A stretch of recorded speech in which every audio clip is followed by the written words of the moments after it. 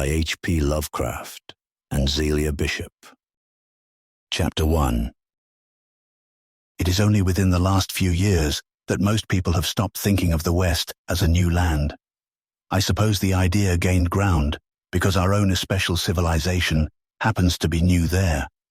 But nowadays, explorers are digging beneath the surface and bringing up whole chapters of life that rose and fell among these plains and mountains before recorded history began. We think nothing of a Pueblo village 2,500 years old, and it hardly jolts us when archaeologists put the sub-Pedregal culture of Mexico back to 17,000 or 18,000 BC.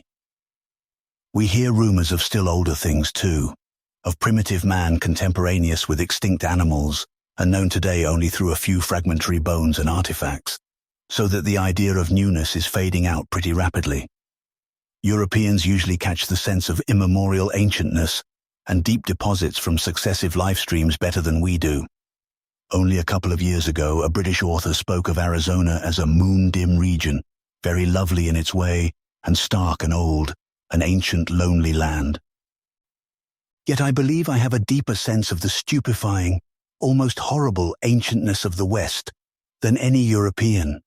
It all comes from an incident that happened in 1928, an incident which I'd greatly like to dismiss as three-quarters hallucination, but which has left such a frightfully firm impression on my memory that I can't put it off very easily. It was in Oklahoma, where my work as an American Indian ethnologist constantly takes me, and where I had come upon some devilishly strange and disconcerting matters before. Make no mistake, Oklahoma is a lot more than a mere pioneers' and promoters' frontier. There are old tribes with old memories there, and when the tom-toms beat ceaselessly over brooding plains in the autumn, the spirits of men are brought dangerously close to primal, whispered things. I am white and Eastern enough myself, but anybody is welcome to know that the rites of Yig, father of snakes, can get a real shudder out of me any day.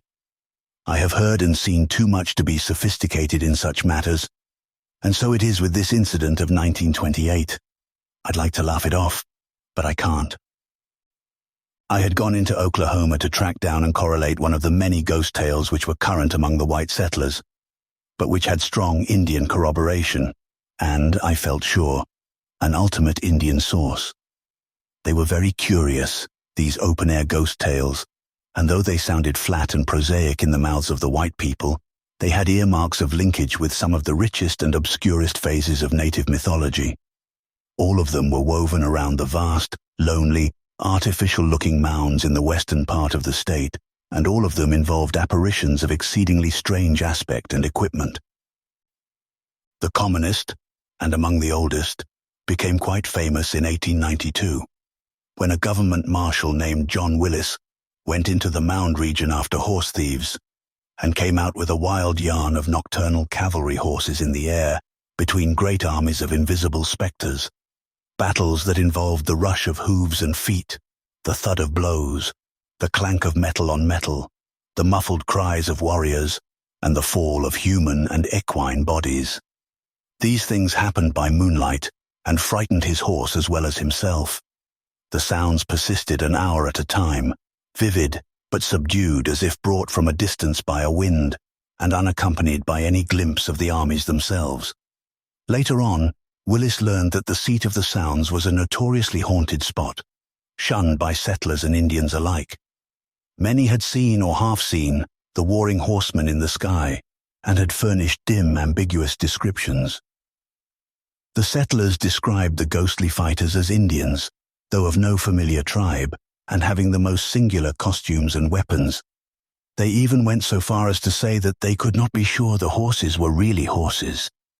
The Indians, on the other hand, did not seem to claim the spectres as kinsfolk.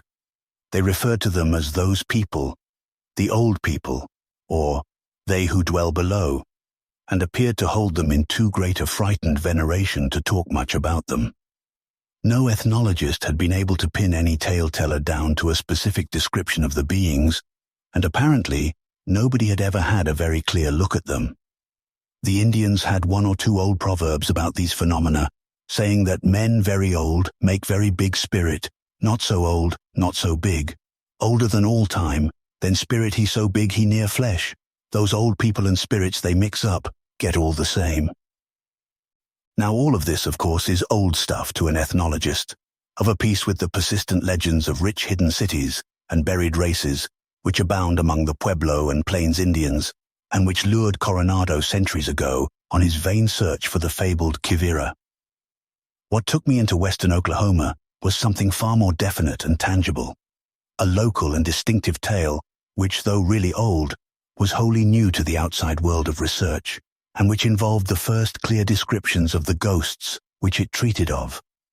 There was an added thrill in the fact that it came from the remote town of Binga in Caddo County, a place I had long known as the scene of a very terrible and partly inexplicable occurrence connected with the snake god myth. The tale, outwardly, was an extremely naive and simple one, and centered in a huge lone mound or small hill that rose above the plain about 1/3 of a mile west of the village, a mound which some thought a product of nature, but which others believed to be a burial place or ceremonial dais constructed by prehistoric tribes. This mound, the villagers said, was constantly haunted by 2 Indian figures which appeared in alternation, an old man who paced back and forth along the top from dawn till dusk, regardless of the weather, and with only brief intervals of disappearance, and a squaw who took his place at night with a blue-flamed torch that glimmered quite continuously till morning. When the moon was bright, the squaw's peculiar figure could be seen fairly plainly, and over half the villagers agreed that the apparition was headless. Local opinion was divided as to the motives and relative ghostliness of the 2 visions. Some held that the man was not a ghost at all, but a living Indian who had killed and beheaded a squaw for gold and buried her somewhere on the mound. According to these theorists, he was pacing the eminence through sheer remorse, bound by the spirit of his victim, which took visible shape after dark. But other theorists, more uniform in their spectral beliefs, held that both man and woman were ghosts, the man having killed the squaw and himself as well, at some very distant period. These and minor variant versions seem to have been current ever since the settlement of the Wichita country in 1889, and were, I was told, sustained to an astonishing degree by still existing phenomena which anyone might observe for himself. Not many ghost tales offer such free and open proof, and I was very eager to see what bizarre wonders might be lurking in this small, obscure village, so far from the beaten path of crowds and from the ruthless searchlight of scientific knowledge. So, in the late summer of 1928, I took a train for Binja and brooded on strange mysteries as the cars rattled timidly along their single track through a lonelier and lonelier landscape. Binja is a modest cluster of frame houses and stores in the midst of a flat, windy region full of clouds of red dust. There are about 500 inhabitants besides the Indians on a neighboring reservation, the principal occupation seeming to be agriculture. The soil is decently fertile, and the oil boom has not reached this part of the state. My train drew in at twilight, and I felt rather lost and uneasy, cut off from wholesome and everyday things, as it puffed away to the southward without me. The station platform was filled with curious loafers, all of whom seemed eager to direct me when I asked for the man to whom I had letters of introduction. I was ushered along a commonplace main street whose rutted surface was red with the sandstone soil of the country, and finally delivered at the door of my prospective host. Those who had arranged things for me had done well, for Mr. Compton was a man of high intelligence and local responsibility, while his mother, who lived with him and was familiarly known as Grandma Compton, was one of the first pioneer generation, and a veritable mine of anecdote and folklore. That evening the Comptons summed up for me all the legends current among the villagers, proving that the phenomenon I had come to study was indeed a baffling and important one. The ghosts, it seems, were accepted almost as a matter of course by everyone in Binga. 2 generations had been born and grown up within sight of that queer, lone tumulus and its restless figures. The neighborhood of the mound was naturally feared and shunned, so that the village and the farms had not spread toward it in all 4 decades of settlement. Yet venturesome individuals had several times visited it. Some had come back to report that they saw no ghosts at all when they neared the dreaded hill. That somehow the lone sentinel had stepped out of sight before they reached the spot, leaving them free to climb the steep slope and explore the flat summit.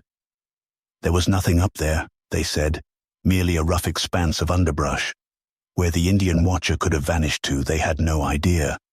He must, they reflected, have descended the slope and somehow managed to escape unseen along the plain, although there was no convenient cover within sight. At any rate, there did not appear to be any opening into the mound, a conclusion which was reached after considerable exploration of the shrubbery and tall grass on all sides. In a few cases, some of the more sensitive searchers declared that they felt a sort of invisible restraining presence, but they could describe nothing more definite than that. It was simply as if the air thickened against them in the direction they wished to move. It is needless to mention that all these daring surveys were conducted by day. Nothing in the universe could have induced any human being, white or native, to approach that sinister elevation after dark, and indeed, no Indian would have thought of going near it, even in the brightest sunlight. But it was not from the tales of these sane, observant seekers that the chief terror of the ghost mound sprang. Indeed, had their experience been typical, the phenomenon would have bulked far less prominently in the local legendary. The most evil thing was the fact that many other seekers had come back strangely impaired in mind and body, or had not come back at all. The first of these cases had occurred in 1891, when a young man named Heaton had gone with a shovel to see what hidden secrets he could unearth. He had heard curious tales from the Indians, and had laughed at the barren report of another youth who had been out to the mound and had found nothing. Heaton had watched the mound with a spyglass from the village while the other youth made his trip, and as the explorer neared the spot, he saw the sentinel Indian walk deliberately down into the tumulus as if a trapdoor and staircase existed on the top. The other youth had not noticed how the Indian disappeared, but had merely found him gone upon arriving at the mound. When Heaton made his own trip, he resolved to get to the bottom of the mystery, and watchers from the village saw him hacking diligently at the shrubbery atop the mound. Then they saw his figure melt slowly into invisibility, not to reappear for long hours, till after the dusk drew on, and the torch of the headless squaw glimmered ghoulishly on the distant elevation. About 2 hours after nightfall, he staggered into the village minus his spade and other belongings, and burst into a shrieking monologue of disconnected ravings. He howled of shocking abysses and monsters, of terrible carvings and statues, of inhuman captors and grotesque tortures, and of other fantastic abnormalities too complex and chimerical even to remember. Old, old, old, he would moan over and over again. Great God, they are older than the earth and came here from somewhere else. They know what you think and make you know what they think. They're half man, half ghost, cross the line, melt and take shape again, getting more and more so, yet we're all descended from them in the beginning, children of Cthulhu, everything made of gold. Monstrous animals, half human, dead slaves, madness, Iya, Shub Niggurath, that white man, oh my God, what they did to him. Heaton was the village idiot for about 8 years, after which he died in an epileptic fit. Since his ordeal, there had been 2 more cases of mound madness and 8 of total disappearance. Immediately after Heaton's mad return, 3 desperate and determined men had gone out to the lone hill together, heavily armed and with spades and pickaxes. Watching villagers saw the Indian ghost melt away as the explorers drew near, and afterward saw the men climb the mound and begin scouting around through the underbrush. All at once they faded into nothingness and were never seen again. One watcher, with an especially powerful telescope, thought he saw other forms dimly materialize beside the hapless men and drag them down into the mound, but this account remained uncorroborated. It is needless to say that no searching party went out after the lost ones, and that for many years the mound was wholly unvisited.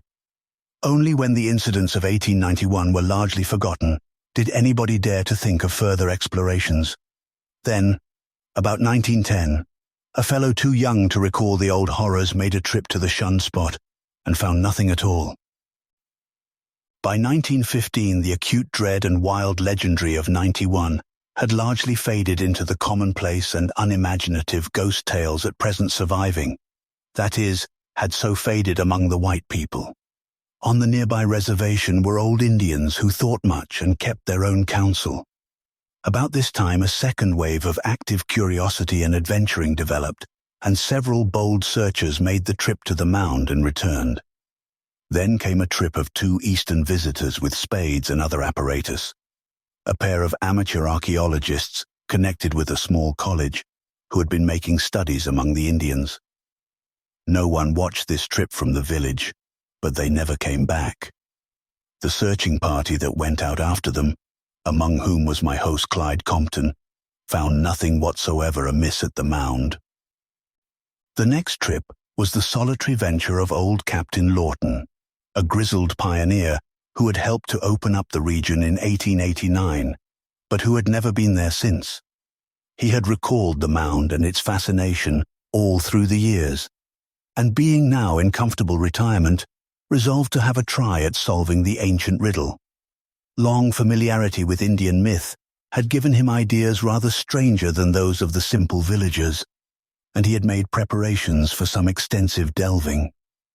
He ascended the mound on the morning of Thursday, May 11th, 1916, watched through spyglasses by more than 20 people in the village and on the adjacent plain.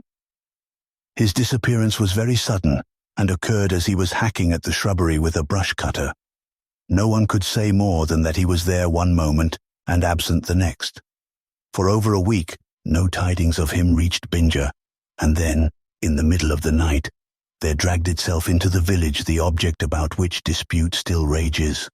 It said it was, or had been, Captain Lawton, but it was definitely younger by as much as 40 years than the old man who had climbed the mound. Its hair was jet black, and its face, now distorted with nameless fright, free from wrinkles. But it did remind Grandma Compton most uncannily of the captain as he had looked back in '89. Its feet were cut off neatly at the ankles, and the stumps were smoothly healed to an extent almost incredible if the being really were the man who had walked upright a week before. It babbled of incomprehensible things and kept repeating the name George Lawton, George E. Lawton, as if trying to reassure itself of its own identity. The things it babbled of, Grandma Compton thought, were curiously like the hallucinations of poor young Heaton in '91, though there were minor differences. The blue light, muttered the object, always down there, before there were any living things, older than the dinosaurs, always the same, only weaker, never death, brooding and brooding and brooding, the same people, half man and half gas, the dead that walk and work. Oh, those beasts, those half-human unicorns, houses and cities of gold, old, older than time, came down from the stars. Great Tulu, Azathoth, Nyarlathotep, waiting. The object died before dawn. Of course there was an investigation, and the Indians at the reservation were grilled unmercifully, but they knew nothing and had nothing to say. At least none of them had anything to say except old Grey Eagle, a Wichita chieftain whose more than a century of age put him above common fears. He alone deigned to grunt some advice. You let 'em alone, white man. No good, those people. All under here, all under there, them old ones.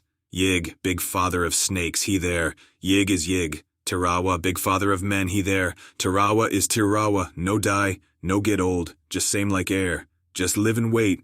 One time they come out here, live and fight. Build 'em dirt teepee. Bring up gold, they got plenty. Go off and make new lodges. Me, them, you, them. Then big waters come. All change. Nobody come out, let nobody in. Get in, no get out. You let 'em alone, you have no bad medicine. Native man no, he no get catch. White man meddle, he no come back. Keep way little hills. No good. Grey Eagle say this. If Joe Norton and Rance Wheelock had taken the old chief's advice, they would probably be here today. But they didn't. They were great readers and materialists, and feared nothing in heaven or earth. And they thought that some Indian fiends had a secret headquarters inside the mound. They had been to the mound before, and now they went again to avenge old Captain Lawton, boasting that they'd do it if they had to tear the mound down altogether. Clyde Compton watched them with a pair of prism binoculars and saw them round the base of the sinister hill. Evidently they meant to survey their territory very gradually and minutely. Minutes passed, and they did not reappear, nor were they ever seen again. Once more the mound was a thing of panic fright, and only the excitement of the Great War served to restore it to the farther background of Bingha folklore. It was unvisited from 1916 to 1919, and would have remained so but for the daredeviltry of some of the youths back from service in France. From 1919 to 1920, however, there was a veritable epidemic of mound visiting among the prematurely hardened young veterans, an epidemic that waxed as one youth after another returned unhurt and contemptuous. By 1920, so short is human memory, the mound was almost a joke, and the tame story of the murdered squaw began to displace darker whispers on everybody's tongues. Then two reckless young brothers, the especially unimaginative and hard-boiled Clay boys, decided to go and dig up the buried squaw and the gold for which the old Indian had murdered her. They went out on a September afternoon, about the time the Indian tom-toms begin their incessant annual beating over the flat, red dusty plains. Nobody watched them, and their parents did not become worried at their non-return for several hours. Then came an alarm and a searching party, and another resignation to the mystery of silence and doubt. But one of them came back after all. It was Ed the elder, and his straw-colored hair and beard had turned an albino white for 2 inches from the roots. On his forehead was a queer scar like a branded hieroglyph. 3 months after he and his brother Walker had vanished, he skulked into his house at night, wearing nothing but a queerly patterned blanket, which he thrust into the fire as soon as he had got into a suit of his own clothes. He told his parents that he and Walker had been captured by some strange Indians, not Wichitas or Caddos, and held prisoners somewhere toward the west. Walker had died under torture, but he himself had managed to escape at a high cost. The experience had been particularly terrible, and he could not talk about it just then. He must rest, and anyway, it would do no good to give an alarm and try to find and punish the Indians. They were not of a sort that could be caught or punished, and it was especially important for the good of Bingha, for the good of the world, that they be not pursued into their secret lair. As a matter of fact, they were not altogether what one could call real Indians. He would explain about that later. Meanwhile, he must rest. Better not to rouse the village with the news of his return.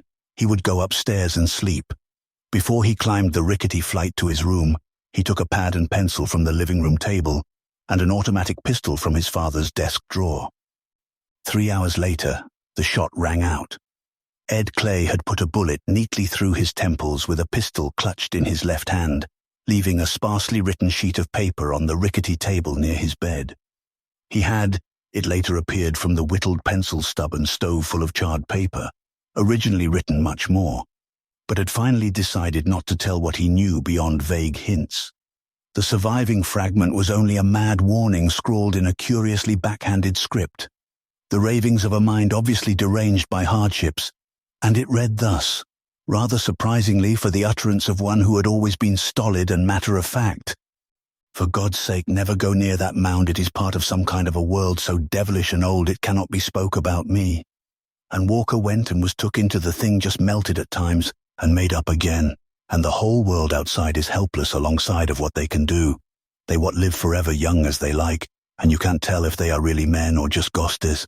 And what they do can't be spoke about, and this is only one entrance. You can tell how big the whole thing is. After what we've seen, I don't want to live anymore. France was nothing besides this. And see that people always keep away a god they would if they see poor Walker like he was in the end. Yours truly, Ed Clay. At the autopsy, it was found that all of young Clay's organs were transposed from right to left within his body, as if he had been turned inside out. Whether they had always been so, no one could say at the time, but it was later learned from army records that Ed had been perfectly normal when mustered out of the service in May 1919. Whether there was a mistake somewhere, or whether some unprecedented metamorphosis had indeed occurred, is still an unsettled question, as is also the origin of the hieroglyph-like scar on the forehead. That was the end of the explorations of the mound. In the 8 intervening years, no one had been near the place, and few indeed had even cared to level a spyglass at it. From time to time, people continued to glance nervously at the lone hill as it rose starkly from the plain against the western sky, and to shudder at the small dark speck that paraded by day and the glimmering will-o'-the-wisp that danced by night. The thing was accepted at face value as a mystery not to be probed, and by common consent, the village shunned the subject. It was, after all, quite easy to avoid the hill, for space was unlimited in every direction, and community life always follows beaten trails. The mound side of the village was simply kept trailless, as if it had been water or swampland or desert, and it is a curious commentary on the stolidity and imaginative sterility of the human animal that the whispers with which children and strangers were warned away from the mound quickly sank once more into the flat tale of a murderous Indian ghost and his squaw victim.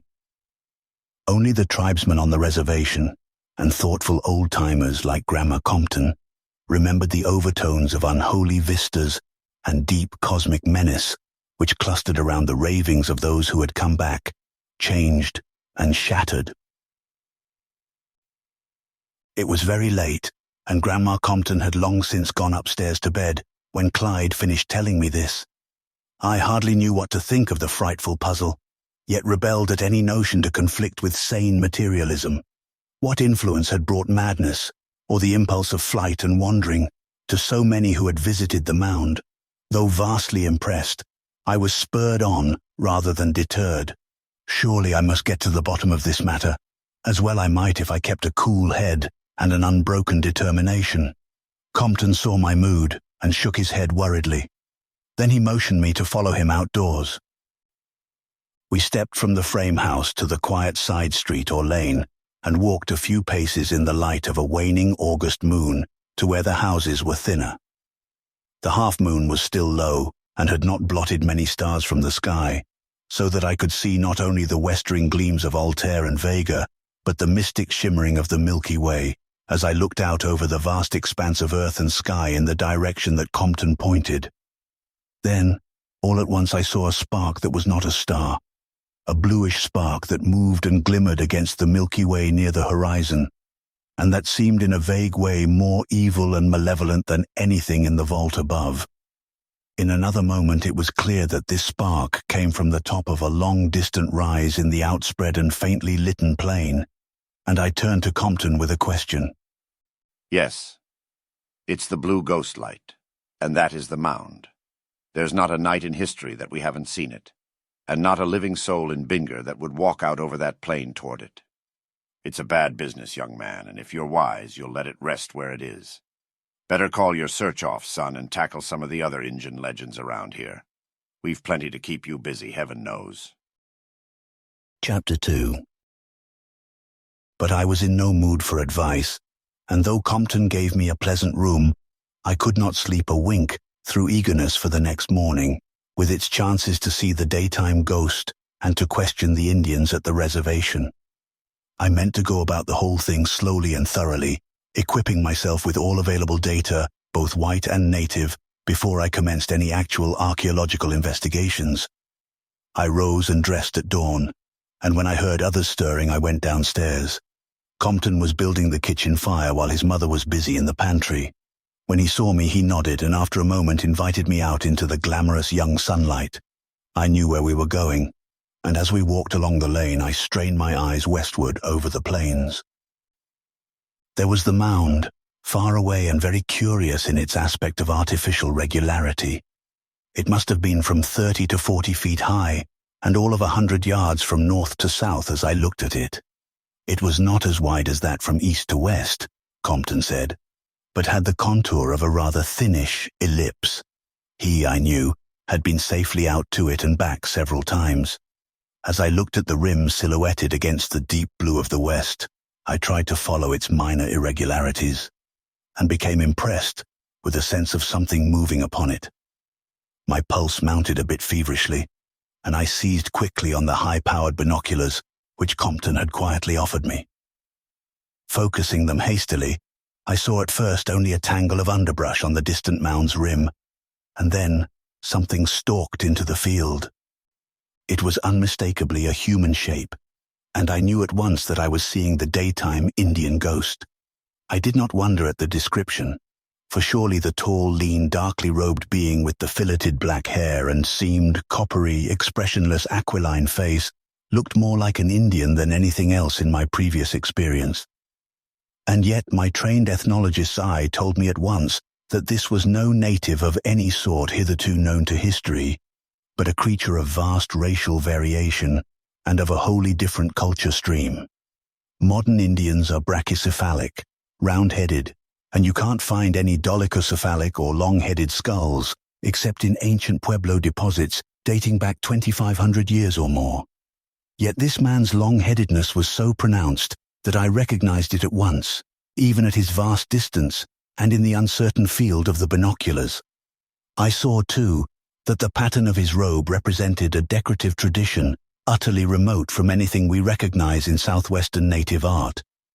There were shining metal trappings likewise, and a short sword or kindred weapon at his side, all wrought in a fashion wholly alien to anything I had ever heard of. As he paced back and forth along the top of the mound, I followed him for several minutes with the glass, noting the kinesthetic quality of his stride and the poised way he carried his head. And there was borne in upon me the strong, persistent conviction that this man, whoever or whatever he might be, was certainly not a native. He was the product of a civilization, I felt instinctively, though of what civilization I could not guess. At length, he disappeared beyond the farther edge of the mound, as if descending the opposite and unseen slope, and I lowered the glass with a curious mixture of puzzled feelings. Compton was looking quizzically at me, and I nodded non-committally. What do you make of that? This is what we've seen here in Bingor every day of our lives.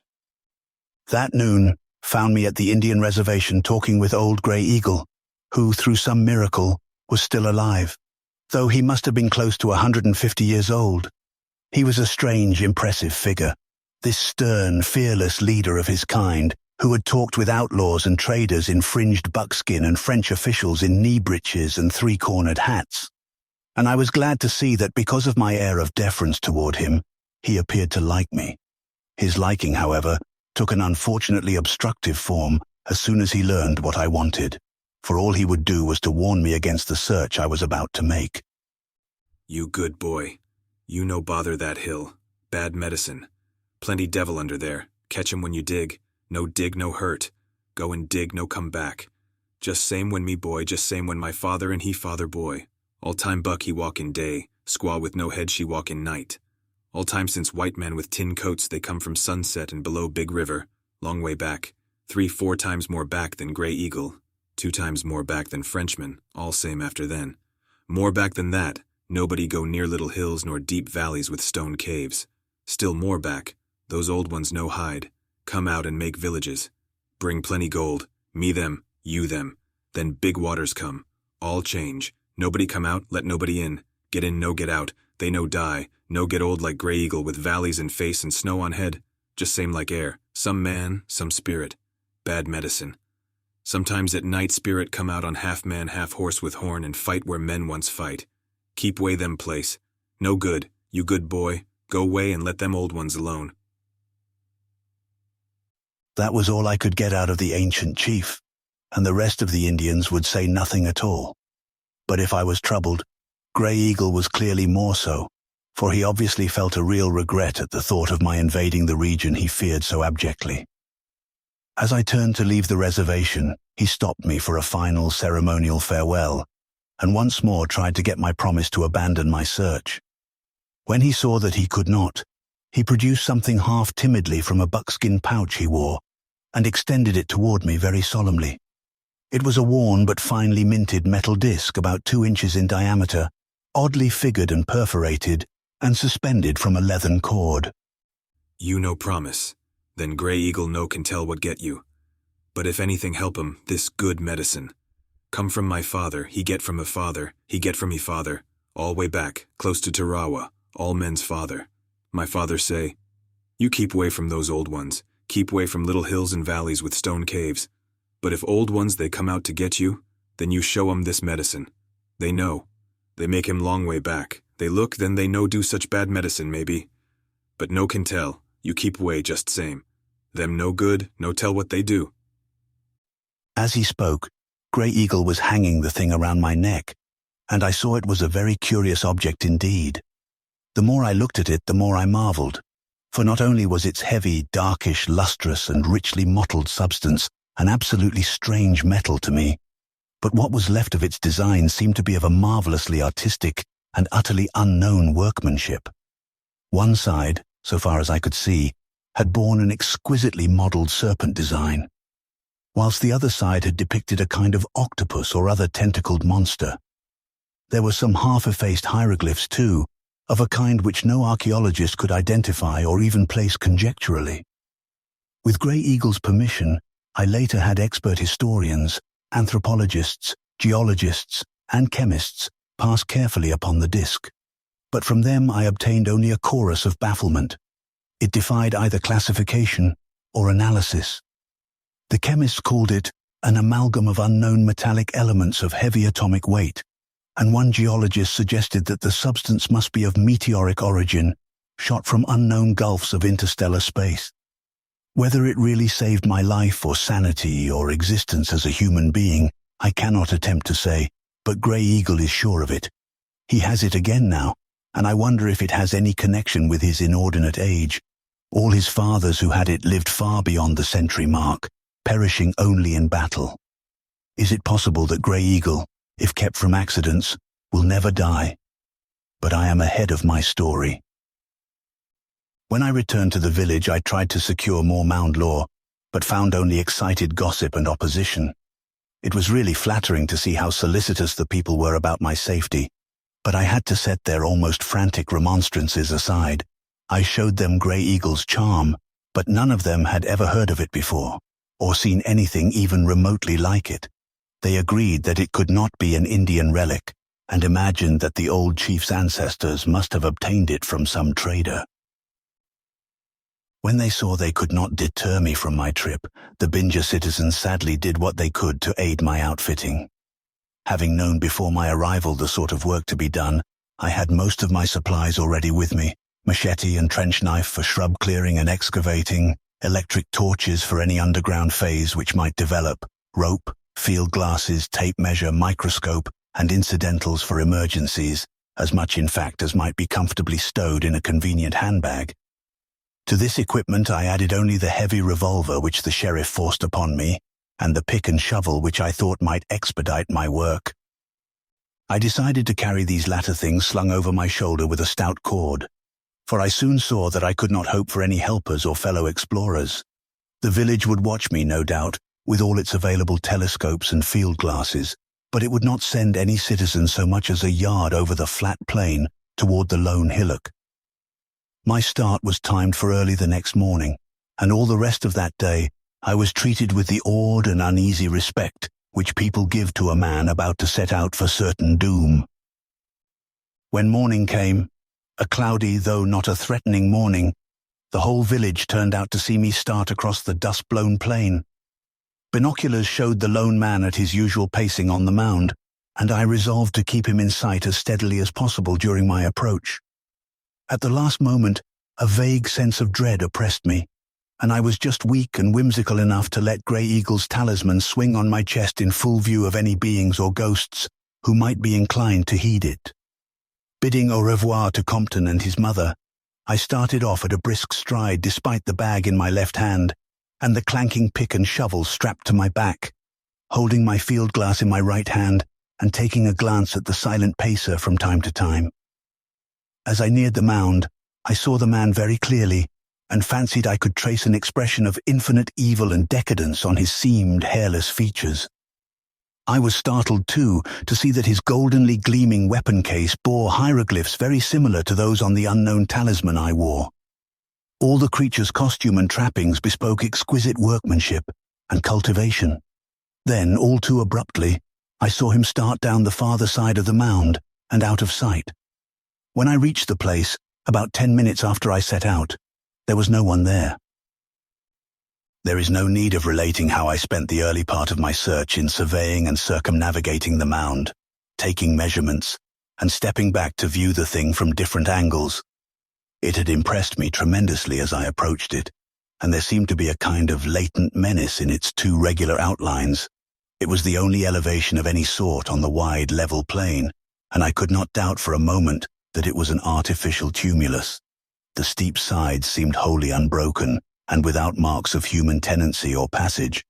There were no signs of a path toward the top, and, burdened as I was, I managed to scramble up only with considerable difficulty. When I reached the summit, I found a roughly level elliptical plateau, about 300 by 50 feet in dimensions, uniformly covered with rank grass and dense underbrush, and utterly incompatible with the constant presence of a pacing sentinel. This condition gave me a real shock, for it showed beyond question that the old Indian, vivid though he seemed, could not be other than a collective hallucination. I looked about with considerable perplexity and alarm, glancing wistfully back at the village and the mass of black dots, which I knew was the watching crowd. Training my glass upon them, I saw that they were studying me avidly with their glasses, so to reassure them, I waved my cap in the air with a show of jauntiness, which I was far from feeling. Then, settling to my work, I flung down pick, shovel, and bag, taking my machete from the latter and commencing to clear away underbrush. It was a weary task, and now and then I felt a curious shiver as some perverse gust of wind arose to hamper my motion with a skill approaching deliberateness. At times it seemed as if a half-tangible force were pushing me back as I worked, almost as if the air thickened in front of me, or as if formless hands tugged at my wrists. My energy seemed used up without producing adequate results, yet for all that I made some progress. By afternoon I had clearly perceived that, toward the northern end of the mound, there was a slight bowl-like depression in the root-tangled earth. While this might mean nothing, it would be a good place to begin when I reached the digging stage, and I made a mental note of it. At the same time I noticed another and very peculiar thing, namely, that the Indian talisman swinging from my neck seemed to behave oddly, at a point about 17 feet southeast of the suggested bowl. Its gyrations were altered whenever I happened to stoop around that point, and it tugged downward as if attracted by some magnetism in the soil. The more I noticed this, the more it struck me, till at length I decided to do a little preliminary digging there without further delay. As I turned up the soil with my trench knife, I could not help wondering at the relative thinness of the reddish regional layer. The country as a whole was all red sandstone earth, but here I found a strange black loam less than a foot down. It was such soil as one finds in the strange deep valleys farther west and south, and must surely have been brought from a considerable distance in the prehistoric age when the mound was reared. Kneeling and digging, I felt the leathern cord around my neck tugged harder and harder, as something in the soil seemed to draw the heavy metal talisman more and more. Then I felt my implement strike a hard surface and wondered if a rock layer rested beneath. Prying about with the trench knife, I found that such was not the case. Instead, to my intense surprise and feverish interest, I brought up a mold-clogged, heavy object of cylindrical shape, about a foot long and 4 inches in diameter, to which my hanging talisman clove with glue-like tenacity. As I cleared off the black loam, my wonder and tension increased at the bas-reliefs revealed by that process. The whole cylinder, ends and all, was covered with figures and hieroglyphs, and I saw with growing excitement that these things were in the same unknown tradition as those on Grey Eagle's charm and on the yellow metal trappings of the ghost I had seen through my binoculars.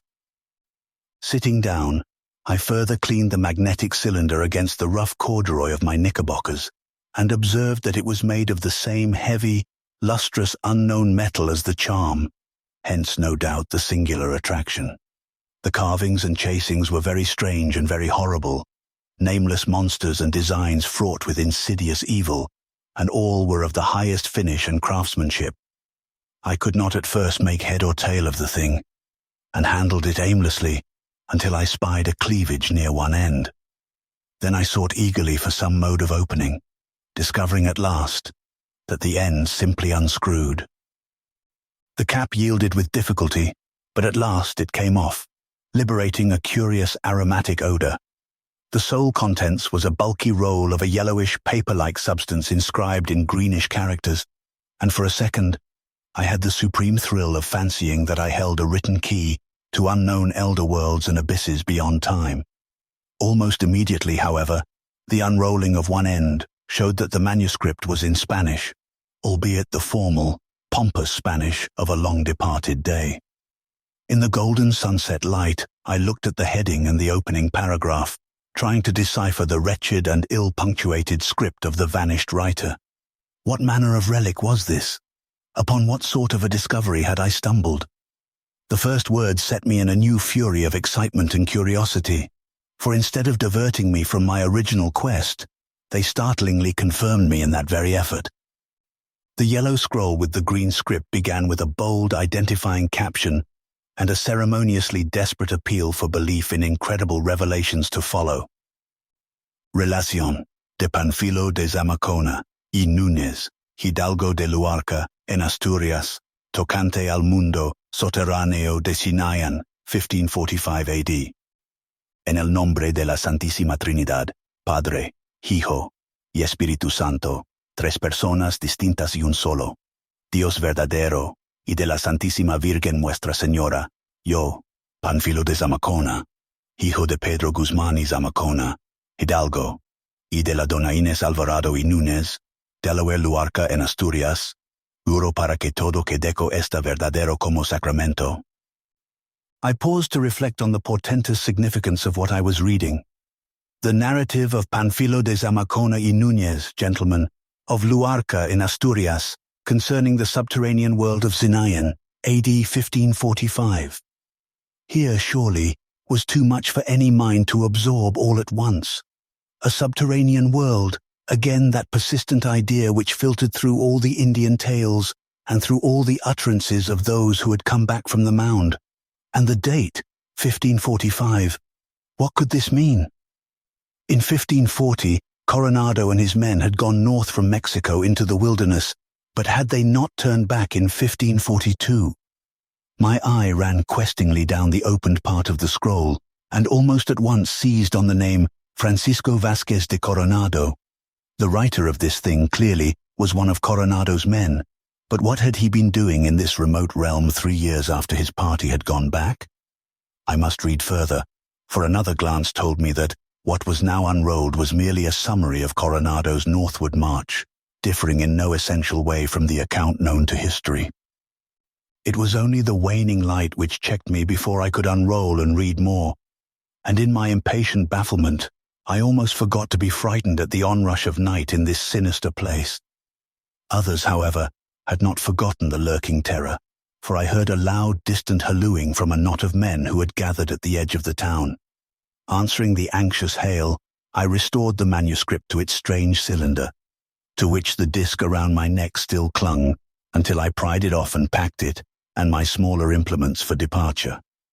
Leaving the pick and shovel for the next day's work, I took up my handbag, scrambled down the steep side of the mound, and in another quarter hour was back in the village explaining and exhibiting my curious find. As darkness drew on, I glanced back at the mound I had so lately left, and saw with a shudder that the faint bluish torch of the nocturnal squaw ghost had begun to glimmer. It was hard work waiting to get at the bygone Spaniard's narrative, but I knew I must have quiet and leisure for a good translation, so reluctantly saved the task for the later hours of night. Promising the townsfolk a clear account of my findings in the morning, and giving them an ample opportunity to examine the bizarre and provocative cylinder, I accompanied Clyde Compton home and ascended to my room for the translating process as soon as I possibly could. My host and his mother were intensely eager to hear the tale, but I thought they had better wait till I could thoroughly absorb the text myself and give them the gist concisely and unerringly. Opening my handbag in the light of a single electric bulb, I again took out the cylinder and noted the instant magnetism which pulled the Indian talisman to its carven surface. The designs glimmered evilly on the richly lustrous and unknown metal, and I could not help shivering as I studied the abnormal and blasphemous forms that leered at me with such exquisite workmanship. I wish now that I had carefully photographed all these designs, though perhaps it is just as well that I did not. Of one thing I am really glad. and that is that I could not then identify the squatting octopus-headed thing which dominated most of the ornate cartouches and which the manuscript called Cthulhu. Recently I have associated it, and the legends in the manuscript connected with it, with some newfound folklore of monstrous and unmentioned Cthulhu, a horror which seeped down from the stars while the young earth was still half-formed. And had I known of the connection then, I could not have stayed in the same room with the thing. The secondary motif, a semi-anthropomorphic serpent, I did quite readily place as a prototype of the Yig, Quetzalcoatl, and Kukulkan conceptions. Before opening the cylinder, I tested its magnetic powers on metals other than that of Grey Eagle's disk, but found that no attraction existed. It was no common magnetism which pervaded this morbid fragment of unknown worlds and linked it to its kind. At last I took out the manuscript and began translating, jotting down a synoptic outline in English as I went, and now and then regretting the absence of a Spanish dictionary when I came upon some especially obscure or archaic word or construction. There was a sense of ineffable strangeness in thus being thrown back nearly 4 centuries in the midst of my continuous quest, thrown back to a year when my own forebears were settled, home-keeping gentlemen of Somerset and Devon under Henry VIII, with never a thought of the adventure that was to take their blood to Virginia and the New World. Yet when that New World possessed, even as now, the same brooding mystery of the Mound which formed my present sphere and horizon. The sense of a throwback was all the stronger because I felt instinctively that the common problem of the Spaniard and myself was one of such abysmal timelessness, of such unholy and unearthly eternity, that the scant 400 years between us bulked as nothing in comparison. It took no more than a single look at that monstrous and insidious cylinder to make me realize the dizzying gulfs that yawned between all men of the known earth and the primal mysteries it represented. Before that gulf, Panfilo de Zamakona and I stood side by side, just as Aristotle and I, or Cheops and I, might have stood. Chapter 3. Of his youth in Luarca, a small placid port on the Bay of Biscay, Zamakona told little. He had been wild and a younger son, and had come to New Spain in 1532, when only 20 years old. Sensitively imaginative, he had listened spellbound to the floating rumors of rich cities and unknown worlds to the north, and especially to the tale of the Franciscan friar Marcos de Niza, who came back from a trip in 1539 with glowing accounts of fabulous Cibola and its great walled towns with terraced stone houses. Hearing of Coronado's contemplated expedition in search of these wonders, and of the greater wonders whispered to lie beyond them in the land of buffaloes, young Zamakona managed to join the picked party of 300 and started north with the rest in 1540. History knows the story of that expedition, how Cibola was found to be merely the squalid Pueblo village of Zuni, and how Deniza was sent back to Mexico in disgrace for his florid exaggerations. How Coronado first saw the Grand Canyon, and how at Kikuye on the Pecos he heard from the Indian called El Turco of the rich and mysterious land of Quivira, far to the northeast, where gold, silver, and buffaloes abounded, and where there flowed a river 2 leagues wide. Zamakona told briefly of the winter camp at Tigex on the Pecos, and of the northward start in April, when the native guide proved false and led the party astray amidst a land of prairie dogs, salt pools, and roving bison-hunting tribes. When Coronado dismissed his larger force and made his final 42-day march with a very small and select detachment, Zamakona managed to be included in the advancing party. He spoke of the fertile country and of the great ravines with trees visible only from the edge of their steep banks, and of how all the men lived solely on buffalo meat. And then came mention of the expedition's farthest limit, of the presumable but disappointing land of Quivira, with its villages of grass houses, its brooks and rivers, its good black soil, its plums, nuts, grapes and mulberries, and its maize-growing and copper-using Indians. The execution of El Turco, the false native guide, was casually touched upon, and there was a mention of the cross which Coronado raised on the bank of a great river in the autumn of 1541, a cross bearing the inscription, "Thus far came the great general, Francisco Vasquez de Coronado. This supposed Quivira lay at about the 40th parallel of north latitude, and I see that quite lately the New York archaeologist Dr. Hodge has identified it with the course of the Arkansas River through Barton and Rice counties, Kansas. It is the old home of the Wichitas before the Sioux drove them south into what is now Oklahoma, and some of the Grass House village sites have been found and excavated for artifacts. Coronado did considerable exploring hereabouts, led hither and thither by the persistent rumors of rich cities and hidden worlds which floated fearfully around on the Indians' tongues. These northerly natives seemed more afraid and reluctant to talk about the rumored cities and worlds than the Mexican Indians had been. Yet at the same time, seemed as if they could reveal a good deal more than the Mexicans had they been willing or dared to do so. Their vagueness exasperated the Spanish leader, and after many disappointing searches, he began to be very severe toward those who brought him stories. Zamakona, more patient than Coronado, found the tales especially interesting, and learned enough of the local speech to hold long conversations with a young buck named Charging Buffalo, whose curiosity had led him into much stranger places than any of his fellow tribesmen had dared to penetrate.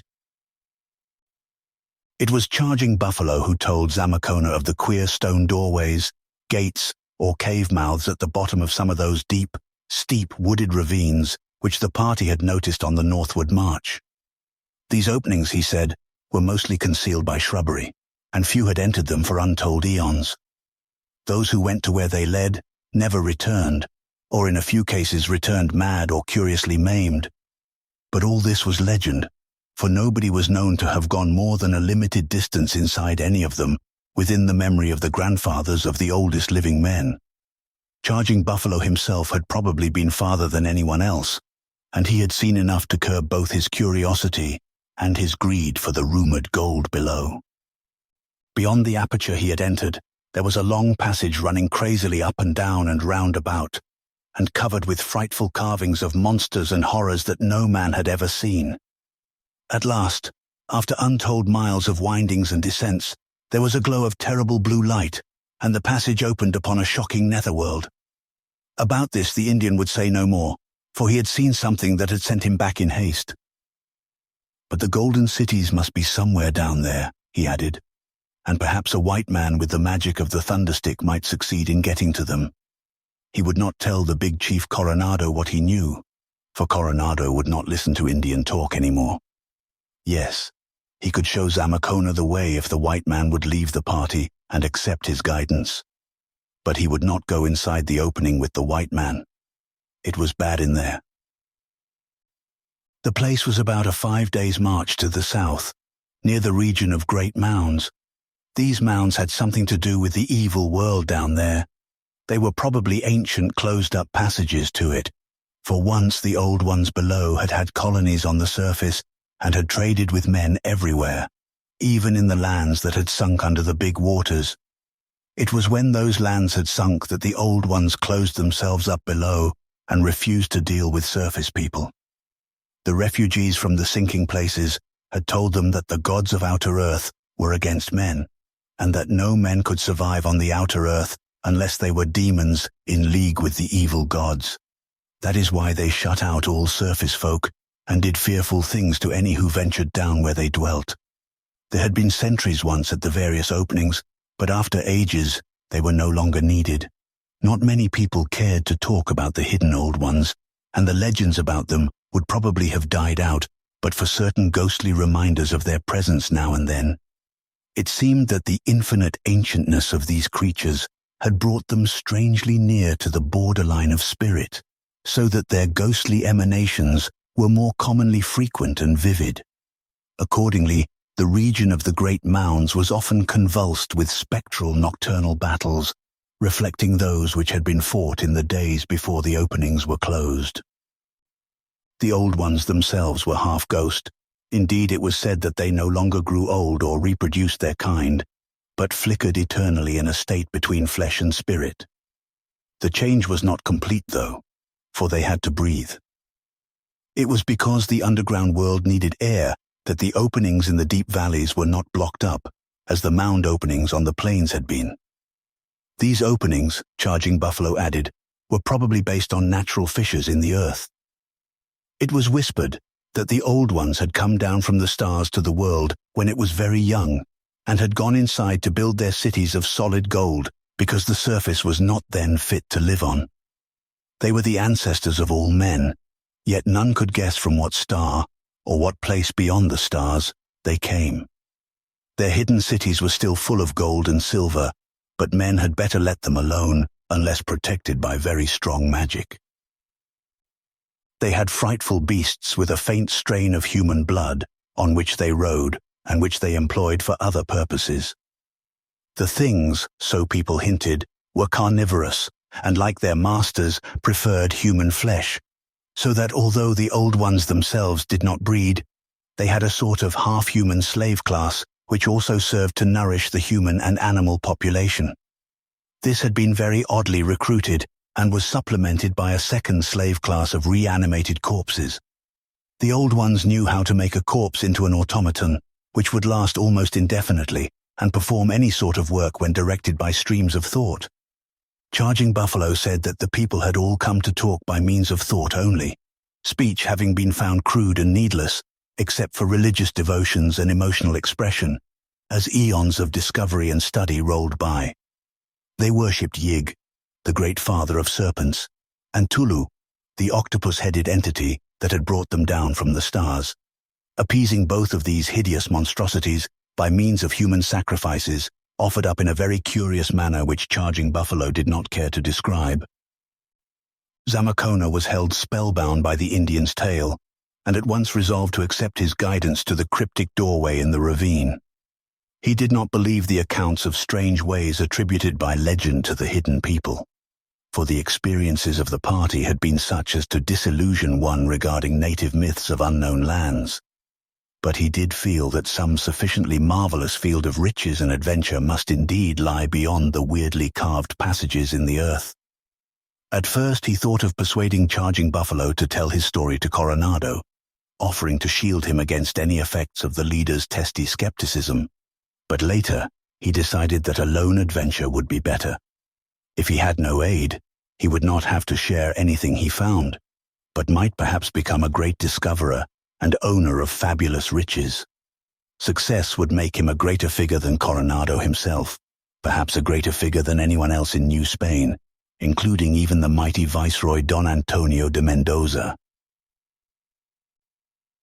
On October 7th, 1541, at an hour close to midnight, Zamakona stole out of the Spanish camp near the Grass House village and met Charging Buffalo for the long southward journey.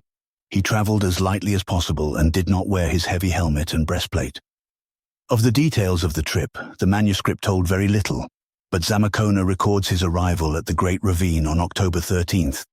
The descent of the thickly wooded slope took no great time, and though the Indian had trouble in locating the shrubbery-hidden stone door again, amidst the twilight of that deep gorge, the place was finally found.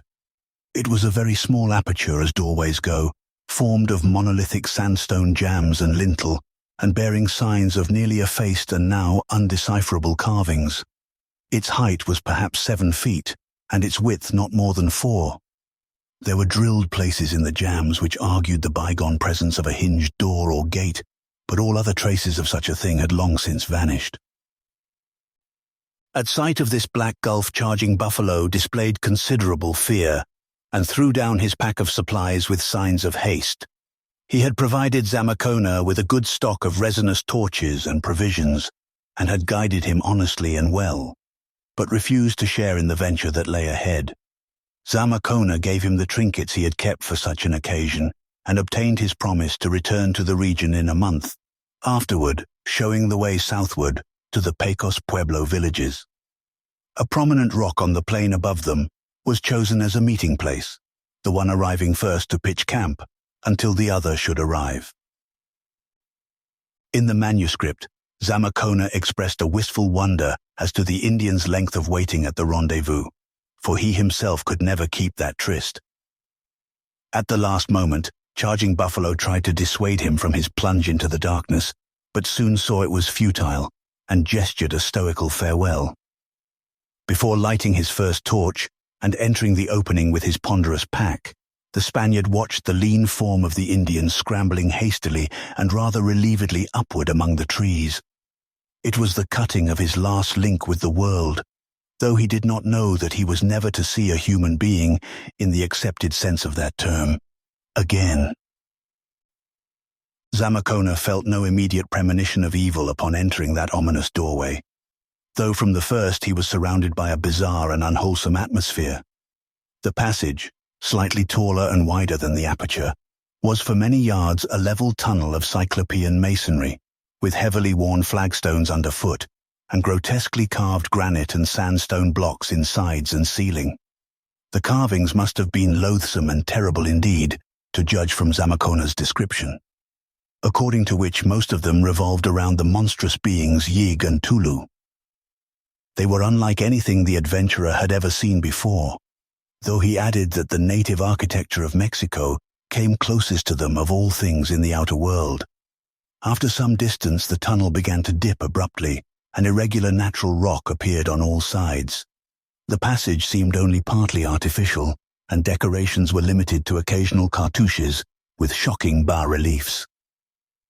Following an enormous descent, whose steepness at times produced an acute danger of slipping and tobogganing, the passage became exceedingly uncertain in its direction and variable in its contour. At times it narrowed almost to a slit, or grew so low that stooping and even crawling were necessary, while at other times it broadened out into sizable caves or chains of caves. Very little human construction, it was plain, had gone into this part of the tunnel, though occasionally a sinister cartouche or hieroglyphic on the wall, or a blocked-up lateral passageway, would remind Zamakona that this was in truth the eon-forgotten high road to a primal and unbelievable world of living things. For 3 days, as best he could reckon, Panfilo de Zamakona scrambled down, up, along, and around, but always predominantly downward, through this dark region of Paleogean night. Once in a while he heard some secret being of darkness patter or flap out of his way, and on just one occasion he half-glimpsed a great bleached thing that set him trembling. The quality of the air was mostly very tolerable, though fetid zones were now and then met with, while one great cavern of stalactites and stalagmites afforded a depressing dampness. This latter, when Charging Buffalo had come upon it, had quite seriously barred the way, since the limestone deposits of ages had built fresh pillars in the path of the primordial abyss denizens. The Indian, however, had broken through these, so that Zamakona did not find his course impeded. It was an unconscious comfort to him to reflect that someone else from the outside world had been there before, and the Indian's careful descriptions had removed the element of surprise and unexpectedness. More, Charging Buffalo's knowledge of the tunnel had led him to provide so good a torch supply for the journey in and out that there would be no danger of becoming stranded in darkness. Zamakona camped twice, building a fire whose smoke seemed well taken care of by the natural ventilation. At what he considered the end of the 3rd day, though his cocksure guesswork chronology is not at any time to be given the easy faith that he gave it, Zamakona encountered the prodigious descent and subsequent prodigious climb, which Charging Buffalo had described as the tunnel's last phase. As at certain earlier points, marks of artificial improvement were here discernible, and several times the steep gradient was eased by a flight of rough-hewn steps. The torch showed more and more of the monstrous carvings on the walls, and finally the resinous flare seemed mixed with a fainter and more diffusive light as Zamakona climbed up and up after the last downward stairway. At length the ascent ceased, and a level passage of artificial masonry with dark basaltic blocks led straight ahead. There was no need for a torch now, for all the air was glowing with a bluish quasi-electric radiance that flickered like an aurora. It was the strange light of the inner world that the Indian had described, and in another moment Zamakona emerged from the tunnel upon a bleak rocky hillside, which climbed above him to a seething, impenetrable sky of bluish coruscations, and descended dizzily below him to an apparently illimitable plain shrouded in bluish mist. He had come to the unknown world at last, and from his manuscript it is clear that he viewed the formless landscape as proudly and exaltedly as ever his fellow countryman Balboa viewed the newfound Pacific from that unforgettable peak in Darien. Charging Buffalo had turned back at this point, driven by fear of something which he would only describe vaguely and evasively as a herd of bad cattle, neither horse nor buffalo, but like the things the Mound spirits rode at night. But Zamakona could not be deterred by any such trifle. Instead of fear, a strange sense of glory filled him, for he had imagination enough to know what it meant to stand alone in an inexplicable netherworld whose existence no other white man suspected. The soil of the great hill that surged upward behind him and spread steeply downward below him was dark grey, rock-strewn, without vegetation, and probably basaltic in origin, with an unearthly cast which made him feel like an intruder on an alien planet. The vast, distant plain, thousands of feet below, had no features he could distinguish, especially since it appeared to be largely veiled in a curling, bluish vapor. But more than hill or plain or cloud, the bluely luminous coruscating sky impressed the adventurer with a sense of supreme wonder and mystery. What created this sky within a world he could not tell, though he knew of the northern lights, and had even seen them once or twice?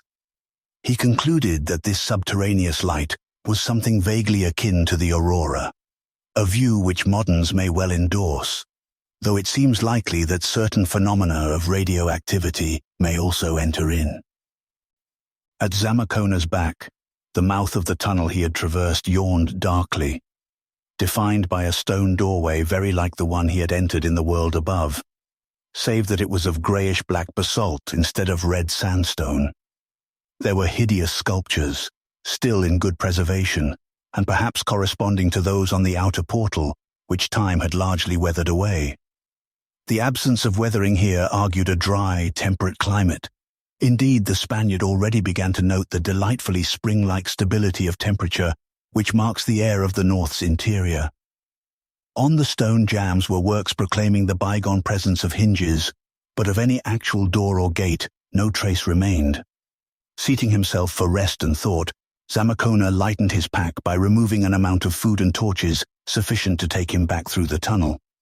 These he proceeded to cache at the opening, under a cairn hastily formed of the rock fragments which everywhere lay around.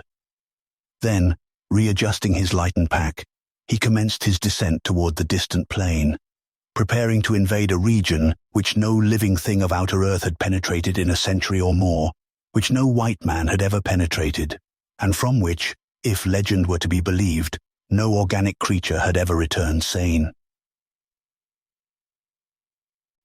Zamakona strode briskly along down the steep, interminable slope, his progress checked at times by the bad walking that came from loose rock fragments, or by the excessive precipitousness of the grade.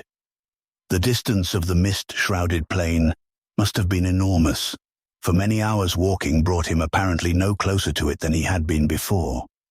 Behind him was always the great hill, stretching upward into a bright, aerial sea of bluish coruscations. Silence was universal, so that his own footsteps, and the fall of stones that he dislodged, struck on his ears with startling distinctness. It was at what he regarded as about noon that he first saw the abnormal footprints which set him to thinking of Charging Buffalo's terrible hints, precipitate flight, and strangely abiding terror. The rock-strewn nature of the soil gave few opportunities for tracks of any kind, but at one point a rather level interval had caused the loose detritus to accumulate in a ridge, leaving a considerable area of dark grey loam absolutely bare. Here, in a rambling confusion indicating a large herd aimlessly wandering, Zamakona found the abnormal prints.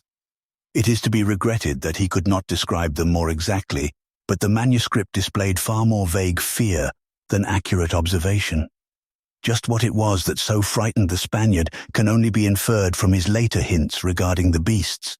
He referred to the prints as not hooves, nor hands, nor feet, nor precisely paws, nor so large as to cause alarm on that account. Just why or how long ago the things had been there was not easy to guess. There was no vegetation visible, hence grazing was out of the question. But of course, if the beasts were carnivorous, they might well have been hunting smaller animals, whose tracks their own would tend to obliterate. Glancing backward from this plateau to the heights above, Zamakona thought he detected traces of a great winding road which had once led from the tunnel downward to the plain. One could get the impression of this former highway only from a broad panoramic view, since a trickle of loose rock fragments had long ago obscured it, but the adventurer felt none the less certain that it had existed. It had not probably been an elaborately paved trunk route, for the small tunnel it reached seemed scarcely like a main avenue to the outer world. In choosing a straight path of descent, Zamakona had not followed its curving course, though he must have crossed it once or twice. With his attention now called to it, he looked ahead to see if he could trace it downward toward the plain, and this he finally thought he could do. He resolved to investigate its surface when next he crossed it, and perhaps to pursue its line for the rest of the way, if he could distinguish it. Having resumed his journey, Zamakona came some time later upon what he thought was a bend of the ancient road. There were signs of grading and of some primal attempt at rock surfacing, but not enough was left to make the route worth following. While rummaging about in the soil with his sword, the Spaniard turned up something that glittered in the eternal blue daylight, and was thrilled at beholding a kind of coin or medal of a dark, unknown, lustrous metal, with hideous designs on each side. It was utterly and bafflingly alien to him, and from his description, I have no doubt but that it was a duplicate of the talisman given me by Grey Eagle almost 4 centuries afterward. Pocketing it after a long and curious examination, he strode onward, finally pitching camp at an hour which he guessed to be the evening of the outer world. The next day, Zamakona rose early and resumed his descent through this blue-litten world of mist and desolation and preternatural silence. As he advanced, he at last became able to distinguish a few objects on the distant plain below: trees, bushes, rocks, and a small river that came into view from the right and curved forward at a point to the left of his contemplated course. This river seemed to be spanned by a bridge connected with the descending roadway, and with care, the explorer could trace the route of the road beyond it in a straight line over the plain. Finally, he even thought he could detect towns scattered along the rectilinear ribbon, towns whose left-hand edges reached the river and sometimes crossed it. Where such crossings occurred, he saw as he descended, there were always signs of bridges, either ruined or surviving. He was now in the midst of a sparse, grassy vegetation, and saw that below him the growth became thicker and thicker.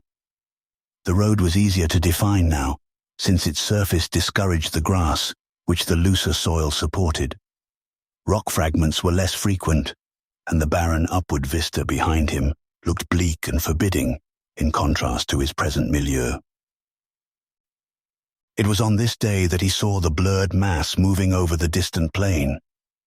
Since his first sight of the sinister footprints, he had met with no more of these, but something about that slowly and deliberately moving mass peculiarly sickened him.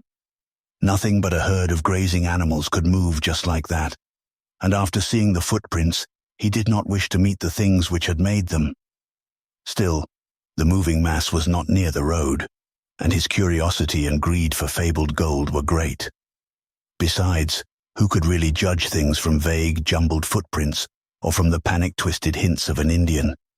In straining his eyes to view the moving mass, Zamakona became aware of several other interesting things. One was that certain parts of the now unmistakable towns glittered oddly in the misty blue light.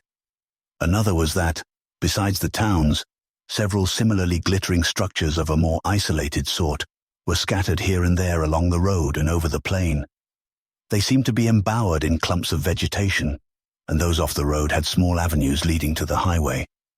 No smoke or other signs of life could be discerned about any of the towns or buildings. Finally, Zamakona saw that the plain was not infinite in extent, though the half-concealing blue mists had hitherto made it seem so. It was bounded in the remote distance by a range of low hills, toward a gap in which the river and roadway seemed to lead.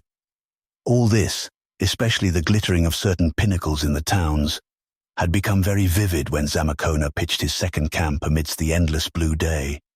He likewise noticed the flocks of high-soaring birds, whose nature he could not clearly make out.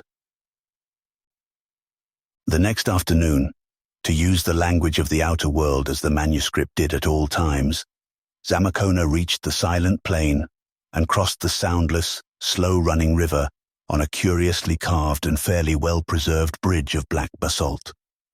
The water was clear and contained large fishes of a wholly strange aspect. The roadway was now paved and somewhat overgrown with weeds and creeping vines, and its course was occasionally outlined by small pillars bearing obscure symbols. On every side the grassy level extended, with here and there a clump of trees or shrubbery, and with unidentifiable bluish flowers growing irregularly over the whole area. Now and then, some spasmodic motion of the grass indicated the presence of serpents. In the course of several hours, the traveler reached a grove of old and alien-looking evergreen trees, which he knew, from distant viewing, protected one of the glittering-roofed isolated structures. Amidst the encroaching vegetation, he saw the hideously sculptured pylons of a stone gateway leading off the road, and was presently forcing his way through briars above a moss-crusted tessellated walk lined with huge trees and low monolithic pillars. At last, in this hushed green twilight, he saw the crumbling and ineffably ancient facade of the building. A temple, he had no doubt.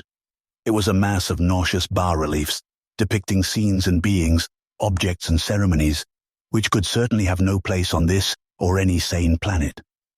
In hinting of these things, Zamakona displays for the first time that shocked and pious hesitancy which impairs the informative value of the rest of his manuscript. We cannot help regretting that the Catholic ardor of Renaissance Spain had so thoroughly permeated his thought and feeling.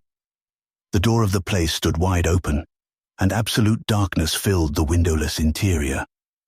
Conquering the repulsion which the mural sculptures had excited, Zamakona took out flint and steel, lighted a resinous torch, pushed aside curtaining vines, and sallied boldly across the ominous threshold. For a moment he was quite stupefied by what he saw. It was not the all-covering dust and cobwebs of immemorial eons, the fluttering winged things, the shriekingly loathsome sculptures on the walls, the bizarre form of the many basins and braziers, the sinister pyramidal altar with the hollow top, or the monstrous octopus-headed abnormality in some strange dark metal leering and squatting broodingly on its hieroglyphed pedestal, which robbed him of even the power to give a startled cry. It was nothing so unearthly as this, but merely the fact that, with the exception of the dust, the cobwebs, the winged things, and the gigantic emerald-eyed idol, every particle of substance in sight was composed of pure and evidently solid gold. Even the manuscript, written in retrospect after Zamakona, knew that gold is the most common structural metal of a netherworld, containing limitless lodes and veins of it, reflects the frenzied excitement which the traveler felt upon suddenly finding the real source of all the Indian legends of golden cities. For a time the power of detailed observation left him, but in the end his faculties were recalled by a peculiar tugging sensation in the pocket of his doublet. Tracing the feeling, he realized that the disk of strange metal he had found in the abandoned road was being attracted strongly by the vast octopus-headed, emerald-eyed idol on the pedestal, which he now saw to be composed of the same unknown exotic metal. He was later to learn that this strange magnetic substance, as alien to the inner world as to the outer world of men, is the one precious metal of the blue-lighted abyss. None knows what it is or where it occurs in nature, and the amount of it on this planet came down from the stars with the people when great Cthulhu, the octopus-headed god, brought them for the first time to this earth. Certainly, its only known source was a stock of pre-existing artifacts, including multitudes of cyclopean idols. It could never be placed or analyzed, and even its magnetism was exerted only on its own kind. It was the supreme ceremonial metal of the hidden people, its use being regulated by custom in such a way that its magnetic properties might cause no inconvenience. A very weakly magnetic alloy of it with such base metals as iron, gold, silver, copper, or zinc had formed the sole monetary standard of the hidden people at one period of their history. Zamakona's reflections on the strange idol and its magnetism were disturbed by a tremendous wave of fear as for the first time in this silent world, he heard a rumble of very definite and obviously approaching sound. There was no mistaking its nature. It was a thunderously charging herd of large animals, and remembering the Indians' panic, the footprints, and the moving mass distantly seen, the Spaniard shuddered in terrified anticipation. He did not analyze his position or the significance of this onrush of great lumbering beings, but merely responded to an elemental urge towards self-protection. Charging herds do not stop to find victims in obscure places, and on the outer earth, Zamakona would have felt little or no alarm in such a massive, grove-girt edifice. Some instinct, however, now bred a deep and peculiar terror in his soul, and he looked about frantically for any means of safety. There being no available refuge in the great gold-patterned interior, he felt that he must close the long-disused door, which still hung on its ancient hinges, doubled back against the inner wall. Soil, vines, and moss had entered the opening from outside, so that he had to dig a path for the great gold portal with his sword, but he managed to perform this work very swiftly, under the frightful stimulus of the approaching noise. The hoofbeats had grown still louder and more menacing by the time he began tugging at the heavy door itself, and for a while his fears reached a frantic height, as hope of starting the age-clogged metal grew faint. Then, with a creak, the thing responded to his youthful strength, and a frenzied siege of pulling and pushing ensued. Amidst the roar of unseen stampeding feet, success came at last, and the ponderous golden door clanged shut, leaving Zamakona in darkness, but for the single lighted torch he had wedged between the pillars of a basin tripod. There was a latch, and the frightened man blessed his patron saint that it was still effective. Sound alone told the fugitive the sequel. When the roar grew very near, it resolved itself into separate footfalls, as if the evergreen grove had made it necessary for the herd to slacken speed and disperse. But feet continued to approach, and it became evident that the beasts were advancing among the trees and circling the hideously carven temple walls. In the curious deliberation of their tread, Zamakona found something very alarming and repulsive, nor did he like the scuffling sounds which were audible even through the thick stone walls and heavy golden door. Once the door rattled ominously on its archaic hinges, as if under a heavy impact, but fortunately it still held. Then, after a seemingly endless interval, he heard retreating steps and realized that his unknown visitors were leaving. Since the herds did not seem to be very numerous, it would have perhaps been safe to venture out within a half hour or less. But Zamakona took no chances. Opening his pack, he prepared his camp on the golden tiles of the temple's floor, with the great door still securely latched against all comers, drifting eventually into a sounder sleep than he could have known in the blue-litten spaces outside. He did not even mind the hellish, octopus-headed bulk of great Cthulhu, fashioned of unknown metal and leering with fishy, sea-green eyes, which squatted in the blackness above him on its monstrously hieroglyphed pedestal. Surrounded by darkness for the first time since leaving the tunnel, Zamakona slept profoundly and long. He must have more than made up the sleep he had lost at his two previous camps, when the ceaseless glare of the sky had kept him awake despite his fatigue, for much distance was covered by other living feet, while he lay in his healthily dreamless rest.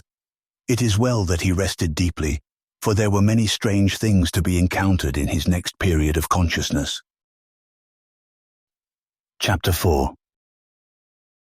What finally roused Zamakona was a thunderous rapping at the door. It beat through his dreams and dissolved all the lingering mists of drowsiness as soon as he knew what it was. There could be no mistake about it. It was a definite, human, and peremptory rapping, performed apparently with some metallic object, and with all the measured quality of conscious thought or will behind it. As the awakening man rose clumsily to his feet, a sharp vocal note was added to the summons, someone calling out in a not unmusical voice a formula which the manuscript tries to represent as Oxy, Oxy, Gyathkanyika Relax. Feeling sure that his visitors were men and not demons, and arguing that they could have no reason for considering him an enemy, Zamakona decided to face them openly and at once, and accordingly fumbled with the ancient latch till the golden door creaked open from the pressure of those outside. As the great portal swung back, Zamakona stood facing a group of about 20 individuals of an aspect not calculated to give him alarm. They seemed to be Indians, though their tasteful robes and trappings and swords were not such as he had seen among any of the tribes of the outer world, while their faces had many subtle differences from the Indian type. That they did not mean to be irresponsibly hostile was very clear, for instead of menacing him in any way, they merely probed him attentively and significantly with their eyes, as if they expected their gaze to open up some sort of communication. The longer they gazed, the more he seemed to know about them and their mission. For although no one had spoken since the vocal summons before the opening of the door, he found himself slowly realizing that they had come from the great city beyond the low hills, mounted on animals, and that they had been summoned by animals who had reported his presence. That they were not sure what kind of person he was, or just where he had come from, but that they knew he must be associated with that dimly remembered outer world which they sometimes visited in curious dreams. How he read all this in the gaze of the 2 or 3 leaders he could not possibly explain, though he learned why a moment later. As it was, he attempted to address his visitors in the Wichita dialect he had picked up from Charging Buffalo, and after this failed to draw a vocal reply, he successively tried the Aztec, Spanish, French, and Latin tongues, adding as many scraps of lame Greek, Galician, and Portuguese, and of the Barbel peasant patois of his native Asturias, as his memory could recall. But not even this polyglot array, his entire linguistic stock, could bring a reply in kind. When, however, he paused in perplexity, one of the visitors began speaking in an utterly strange and rather fascinating language whose sounds the Spaniard later had much difficulty in representing on paper. Upon his failure to understand this, the speaker pointed first to his own eyes, then to his forehead, and then to his eyes again, as if commanding the other to gaze at him in order to absorb what he wanted to transmit. Zamakona, obeying, found himself rapidly in possession of certain information. The people, he learned, conversed nowadays by means of unvocal radiations of thought, although they had formerly used a spoken language which still survived as the written tongue, and into which they still dropped orally for tradition's sake, or when strong feeling demanded a spontaneous outlet. He could understand them merely by concentrating his attention upon their eyes, and could reply by summoning up a mental image of what he wished to say, and throwing the substance of this into his glance. When the thought speaker paused, apparently inviting a response, Zamakona tried his best to follow the prescribed pattern, but did not appear to succeed very well. So he nodded and tried to describe himself and his journey by signs. He pointed upward, as if to the outer world, then closed his eyes and made signs as of a mole burrowing. Then he opened his eyes again and pointed downward, in order to indicate his descent of the great slope. Experimentally, he blended a spoken word or two with his gestures, for example, pointing successively to himself and to all of his visitors and saying, "Un hombre," and then pointing to himself alone and very carefully pronouncing his individual name, Panfilo de Zamakona. Before the strange conversation was over, a good deal of data had passed in both directions. Zamakona had begun to learn how to throw his thoughts, and had likewise picked up several words of the region's archaic spoken language. His visitors, moreover, had absorbed many beginnings of an elementary Spanish vocabulary. Their own old language was utterly unlike anything the Spaniard had ever heard, though there were times later on when he was to fancy an infinitely remote linkage with the Aztec, as if the latter represented some far stage of corruption, or some very thin infiltration of loanwords. The underground world, Zamakona learned, bore an ancient name which the manuscript records as Zinayan, but which from the writer's supplementary explanations and diacritical marks could probably be best represented to Anglo-Saxon ears by the phonetic arrangement Kanyan. It is not surprising that this preliminary discourse did not go beyond the merest essentials, but those essentials were highly important. Zamakona learned that the people of Kanyan were almost infinitely ancient, and that they had come from a distant part of space where physical conditions are much like those of the Earth. All this, of course, was legend now, and one could not say how much truth was in it, or how much worship was really due to the octopus-headed being Cthulhu, who had traditionally brought them hither, and whom they still reverenced for aesthetic reasons. But they knew of the outer world, and were indeed the original stock who had peopled it as soon as its crust was fit to live on. Between glacial ages, they had had some remarkable surface civilizations, especially one at the South Pole, near the mountain Cthulhu. At some time infinitely in the past, most of the outer world had sunk beneath the ocean, so that only a few refugees remained to bear the news to Kunyan. This was undoubtedly due to the wrath of space devils, hostile alike to men and to men's gods, for it bore out rumors of a primordially earlier sinking, which had submerged the gods themselves, including great Cthulhu, who still lay prisoned and dreaming in the watery vaults of the half-cosmic city relics. No man, not a slave of the space devils, it was argued, could live long on the outer earth, and it was decided that all beings who remained there must be evilly connected. Accordingly, traffic with the lands of sun and starlight abruptly ceased. The subterraneous approaches to Kunyan, or such as could be remembered, were either blocked up or carefully guarded, and all encroachers were treated as dangerous spies and enemies. But this was long ago. With the passing of ages, fewer and fewer visitors came to Kunyan, and eventually sentries ceased to be maintained at the unblocked approaches. The mass of the people forgot, except through distorted memories and myths and some very singular dreams, that an outer world existed, though educated folk never ceased to recall the essential facts. The last visitors ever recorded, centuries in the past, had not even been treated as devil spies, faith in the old legendary having long before died out. They had been questioned eagerly about the fabulous outer regions, for scientific curiosity in Kunyan was keen, and the myths, memories, dreams, and historical fragments relating to the Earth's surface had often tempted scholars to the brink of an external expedition which they had not quite dared to attempt. The only thing demanded of such visitors was that they refrain from going back and informing the outer world of Kunyan's positive existence. For after all, one could not be sure about these outer lands. They coveted gold and silver, and might prove highly troublesome intruders. Those who had obeyed the injunction had lived happily, though regrettably briefly, and had told all they could about their world.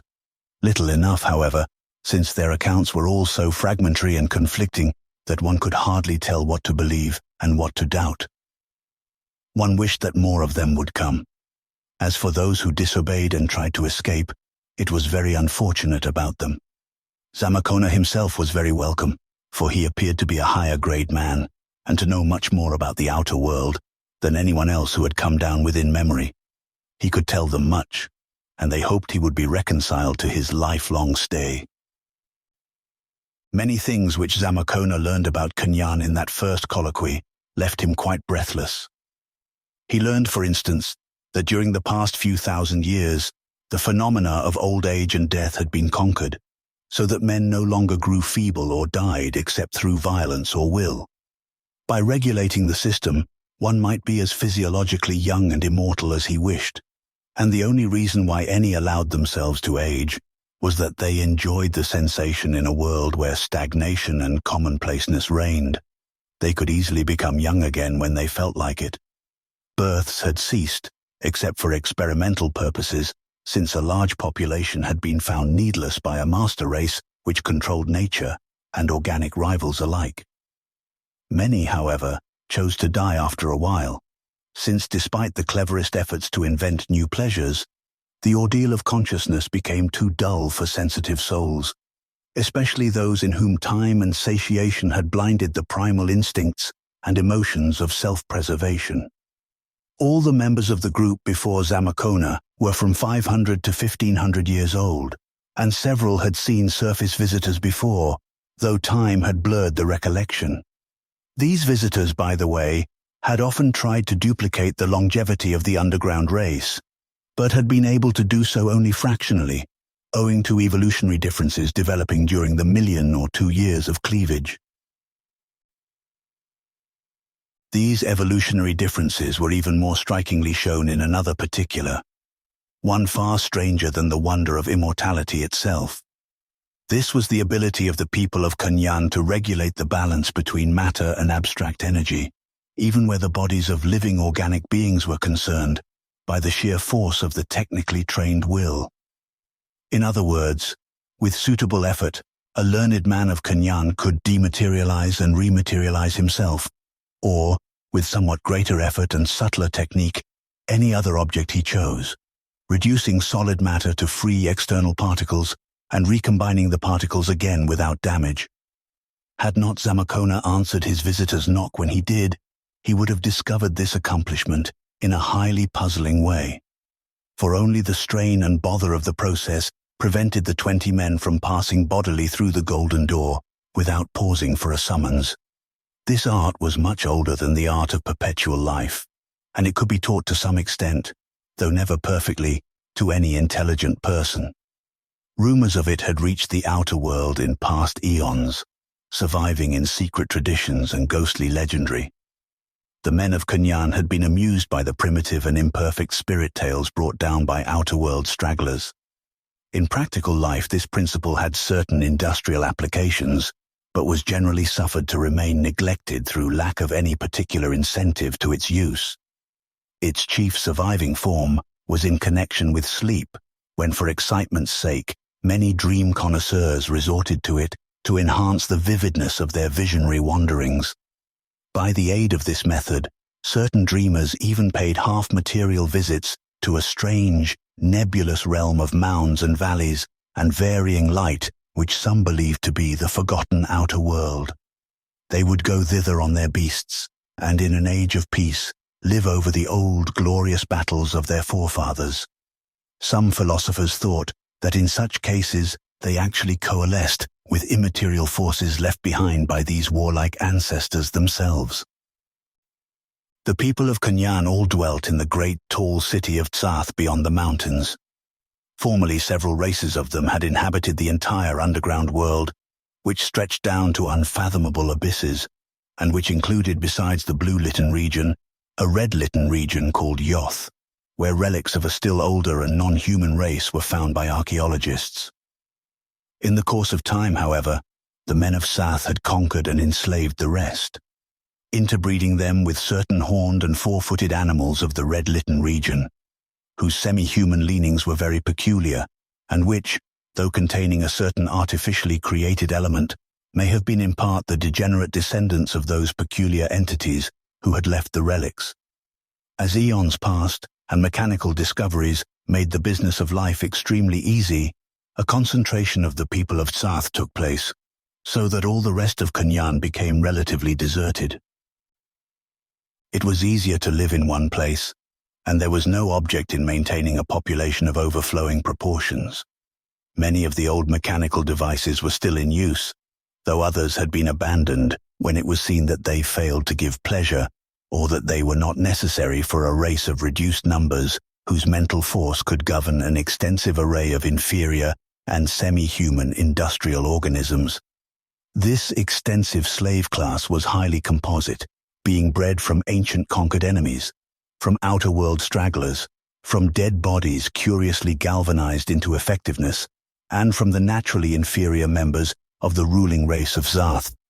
The ruling type itself had become highly superior through selective breeding and social evolution, the nation having passed through a period of idealistic industrial democracy which gave equal opportunities to all, and thus, by raising the naturally intelligent to power, drained the masses of all their brains and stamina. Industry, being found fundamentally futile, except for the supplying of basic needs and the gratification of inescapable yearnings, had become very simple.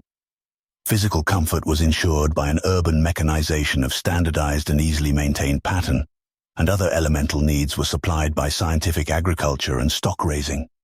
Long travel was abandoned, and people went back to using the horned, half-human beasts, instead of maintaining the profusion of gold, silver and steel transportation machines which had once threaded land, water, and air. Zamakona could scarcely believe that such things had ever existed outside dreams, but was told he could see specimens of them in museums. He could also see the ruins of other vast magical devices by traveling a day's journey to the valley of Dona, to which the race had spread during its period of greatest numbers. The cities and temples of this present plane were of a far more archaic period and had never been other than religious and antiquarian shrines during the supremacy of the men of Tsath. In government, Tsath was a kind of communistic or semi-anarchical state, habit rather than law determining the daily order of things. This was made possible by the age-old experience and paralyzing ennui of the race, whose wants and needs were limited to physical fundamentals and to new sensations. An eon-long tolerance not yet undermined by growing reaction had abolished all illusions of values and principles, and nothing but an approximation to custom was ever sought or expected. To see that the mutual encroachments of pleasure-seeking never crippled the mass life of the community, this was all that was desired. Family organization had long ago perished, and the civil and social distinction of the sexes had disappeared. Daily life was organized in ceremonial patterns, with games, intoxication, torture of slaves, daydreaming, gastronomic and emotional fervors, religious exercises, exotic experiments, artistic and philosophical discussions and the like, as the principal occupations. Property, chiefly land, slaves, animals, shares in the common city enterprise of Tsath, and ingots of magnetic Cthulhu metal, the former universal money standard, was allocated on a very complex basis, which included a certain amount equally divided among all the free men. Poverty was unknown, and labor consisted only of certain administrative duties imposed by an intricate system of testing and selection. Zamakona found difficulty in describing conditions so unlike anything he had previously known, and the text of his manuscript proved unusually puzzling at this point. Art and intellect, it appeared, had reached very high levels in Tsath, but had become listless and decadent. The dominance of machinery had at one time broken up the growth of normal aesthetics, introducing a lifelessly geometrical tradition fatal to sound expression. This had soon been outgrown, but had left its mark upon all pictorial and decorative attempts, so that except for conventionalized religious designs, there was little depth or feeling in any later work. Archaistic reproductions of earlier work had been found much preferable for general enjoyment. Literature was all highly individual and analytical, so much so as to be wholly incomprehensible to Zamakona. Science had been profound and accurate, and all-embracing save in the one direction of astronomy. Of late, however, it was falling into decay, as people found it increasingly useless to tax their minds by recalling its maddening infinitude of details and ramifications. It was thought more sensible to abandon the deepest speculations and to confine philosophy to conventional forms. Technology, of course, could be carried on by rule of thumb. History was more and more neglected, but exact and copious chronicles of the past existed in the libraries. It was still an interesting subject, and there would be a vast number to rejoice at the fresh outer-world knowledge brought in by Zamakona. In general, though, the modern tendency was to feel rather than to think, so that men were now more highly esteemed for inventing new diversions than for preserving old facts or pushing back the frontier of cosmic mystery. Religion was a leading interest in Tsath, though very few actually believed in the supernatural. What was desired was the aesthetic and emotional exaltation bred by the mystical moods and sensuous rites which attended the colorful ancestral faith. Temples to Great Cthulhu, a spirit of universal harmony anciently symbolized as the octopus-headed god who had brought all men down from the stars, were the most richly constructed objects in all Kanyan, while the cryptic shrines of Yig, the principle of life symbolized as the father of all serpents, were almost as lavish and remarkable. In time, Zamakona learned much of the fervors and sacrifices connected with this religion, but seemed piously reluctant to describe them in his manuscript. He himself never participated in any of the rites, save those which he mistook for perversions of his own faith.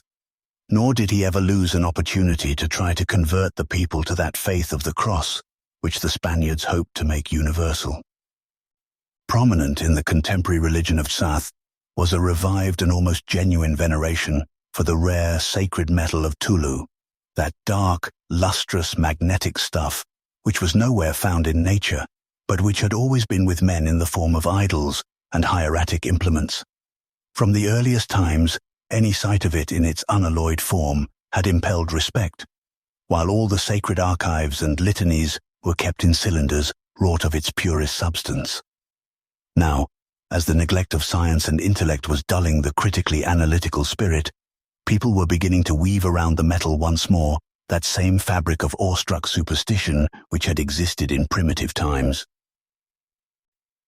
Another function of religion was the regulation of the calendar, born of a period when time and speed were regarded as prime fetishes in man's emotional life. Periods of alternate waking and sleeping, prolonged, abridged, and inverted as mood and convenience dictated, and timed by the tail beats of great Yig, the serpent, corresponded very roughly to terrestrial days and nights, though Zamakona's sensations told him they must actually be almost twice as long. The year unit, measured by Yig's annual shedding of his skin, was equal to about a year and a half of the outer world. Zamakona thought he had mastered this calendar very well when he wrote his manuscript, whence the confidently given date of 1545, but the document failed to suggest that his assurance in this matter was fully justified. As the spokesman of the Tsath party proceeded with his information, Zamakona felt a growing repulsion and alarm. It was not only what was told, but the strange telepathic manner of telling, and the plain inference that return to the outer world would be impossible, that made the Spaniard wish he had never descended to this region of magic, abnormality, and decadence. But he knew that nothing but friendly acquiescence would do as a policy, hence decided to cooperate in all his visitors' plans and furnish all the information they might desire. They, on their part, were fascinated by the outer world data which he managed haltingly to convey. It was really the first draft of reliable surface information they had had since the refugees straggled back from Atlantis and Lemuria eons before. For all their subsequent emissaries from outside had been members of narrow and local groups without any knowledge of the world at large. Mayas, Toltecs, and Aztecs at best, and mostly tribes of the plains. Zamakona was the first European they had ever seen, and the fact that he was a youth of education and brilliancy made him of still more emphatic value as a source of knowledge. The visiting party showed their breathless interest in all he contrived to convey, and it was plain that his coming would do much to relieve the flagging interest of weary Tsath in matters of geography and history. The only thing which seemed to displease the men of Tsath was the fact that curious and adventurous strangers were beginning to pour into those parts of the upper world where the passages to Canaan lay. Zamakona told them of the founding of Florida and New Spain and made it clear that a great part of the world was stirring with the zest of adventure, Spanish, Portuguese, French, and English. Sooner or later, Mexico and Florida must meet in one great colonial empire, and then it would be hard to keep outsiders from the rumored gold and silver of the abyss. Charging Buffalo knew of Zamakona's journey into the earth. Would he tell Coronado, or somehow let a report get to the great viceroy, when he failed to find the traveler at the promised meeting place? Alarm for the continued secrecy and safety of Canaan showed in the faces of the visitors, and Zamakona absorbed from their minds the fact that from now on, sentries would undoubtedly be posted once more at all the unblocked passages to the outside world which the men of Tsath could remember. Chapter 5. The long conversation of Zamakona and his visitors took place in the green-blue twilight of the grove just outside the temple door.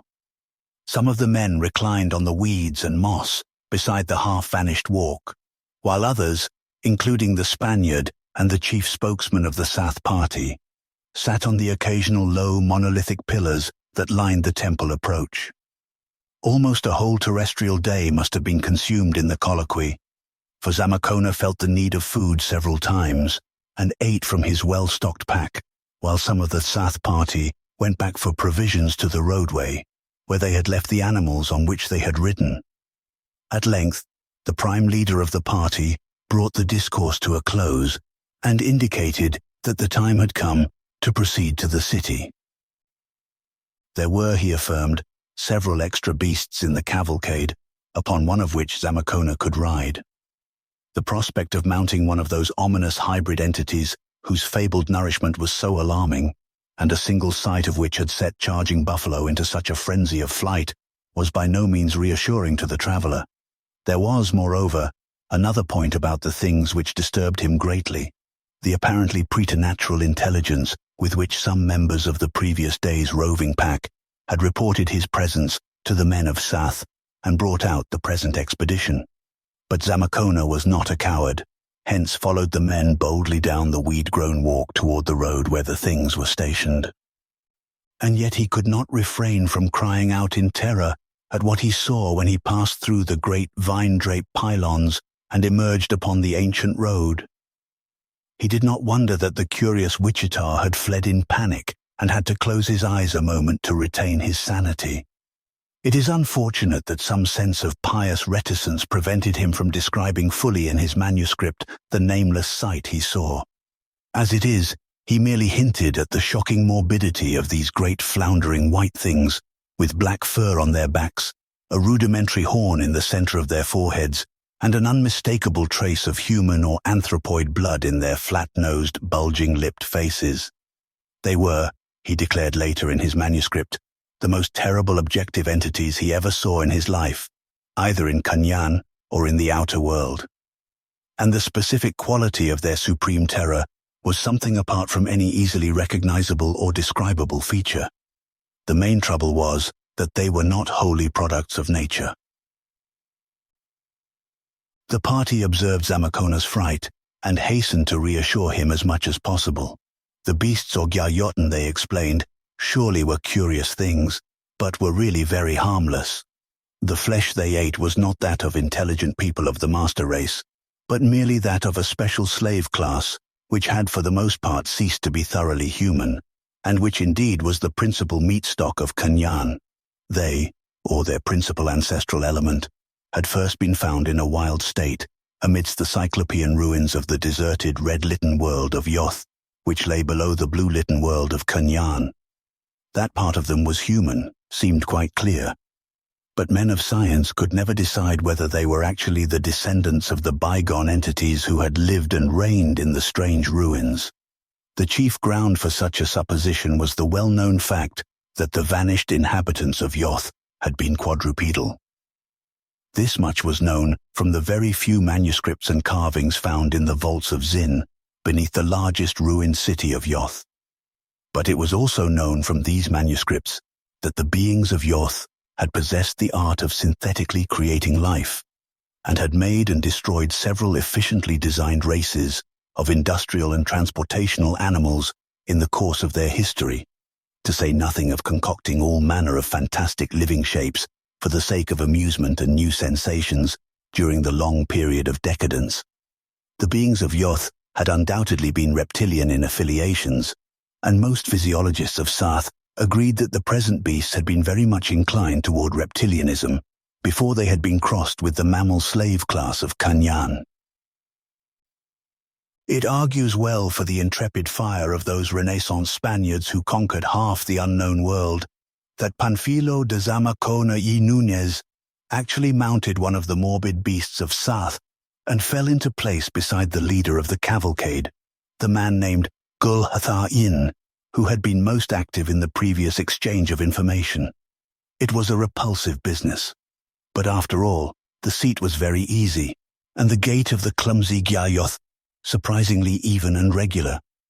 No saddle was necessary, and the animal appeared to require no guidance whatever.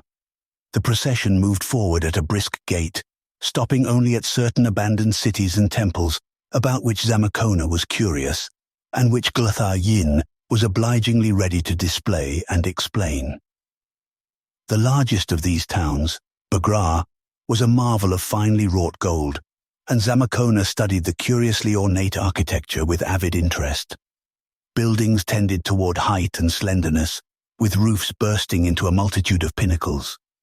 The streets were narrow, curving and occasionally picturesquely hilly, but Gulhatha-in said that the later cities of Kanyan were far more spacious and regular in design. All these old cities of the plain showed traces of leveled walls, reminders of the archaic days when they had been successively conquered by the now dispersed armies of Tsath. There was one object along the route which Gulathar Yin exhibited on his own initiative, even though it involved a detour of about a mile along a vine-tangled side path.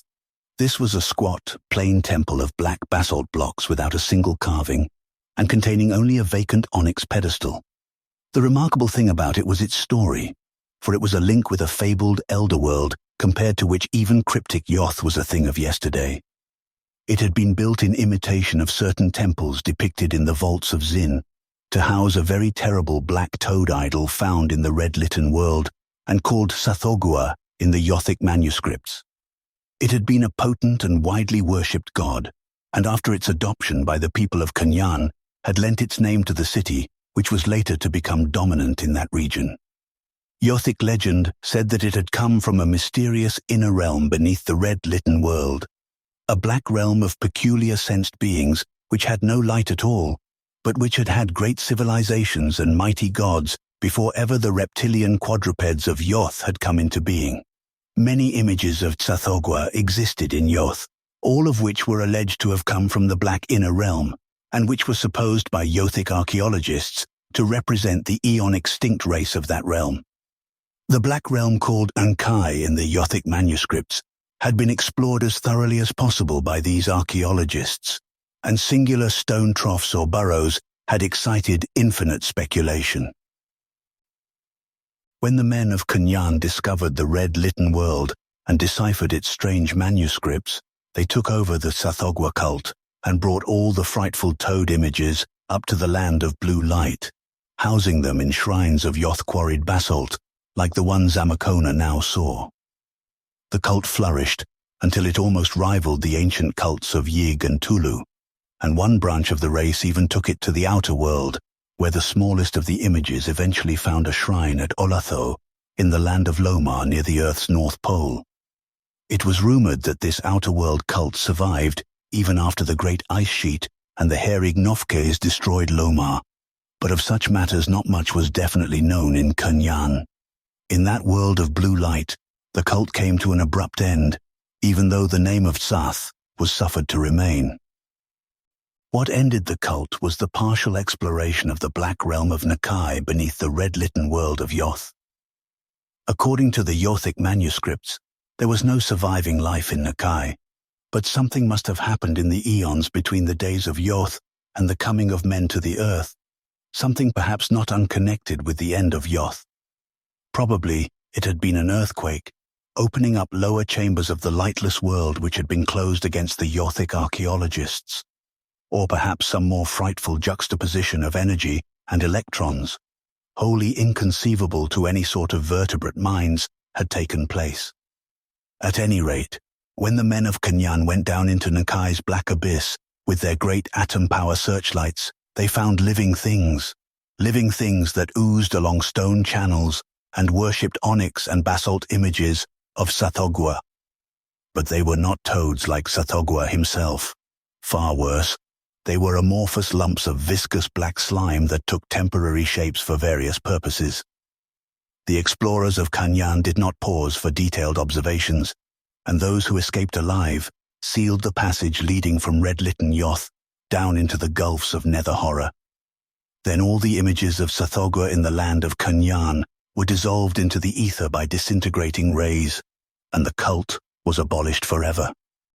Eons later, when naive fears were outgrown and supplanted by scientific curiosity, the old legends of Tsathoggua and Nakai were recalled, and a suitably armed and equipped exploring party went down to Yoth to find the closed gate of the Black Abyss and see what might still lie beneath. But they could not find the gate, nor could any man ever do so in all the ages that followed. Nowadays there were those who doubted that any abyss had ever existed. But the few scholars who could still decipher the Yothic manuscripts believed that the evidence for such a thing was adequate, even though the middle records of Kanyan, with accounts of the one frightful expedition into Nakai, were more open to question. Some of the later religious cults tried to suppress remembrance of Nakai's existence and attached severe penalties to its mention. but these had not begun to be taken seriously at the time of Zamakona's advent to Kunyan. As the cavalcade returned to the old highway and approached the low range of mountains, Zamakona saw that the river was very close on the left. Somewhat later, as the terrain rose, the stream entered a gorge and passed through the hills, while the road traversed the gap at a rather higher level, close to the brink. It was about this time that light rainfall came. Zamakona noticed the occasional drops and drizzle and looked up at the coruscating blue air, but there was no diminution of the strange radiance. Gotha Yin then told him that such condensations and precipitations of water vapor were not uncommon, and that they never dimmed the glare of the vault above. A kind of mist, indeed, always hung about the lowlands of Kunyan and compensated for the complete absence of true clouds. The slight rise of the mountain pass enabled Zamakona, by looking behind, to see the ancient and deserted plain in panorama as he had seen it from the other side.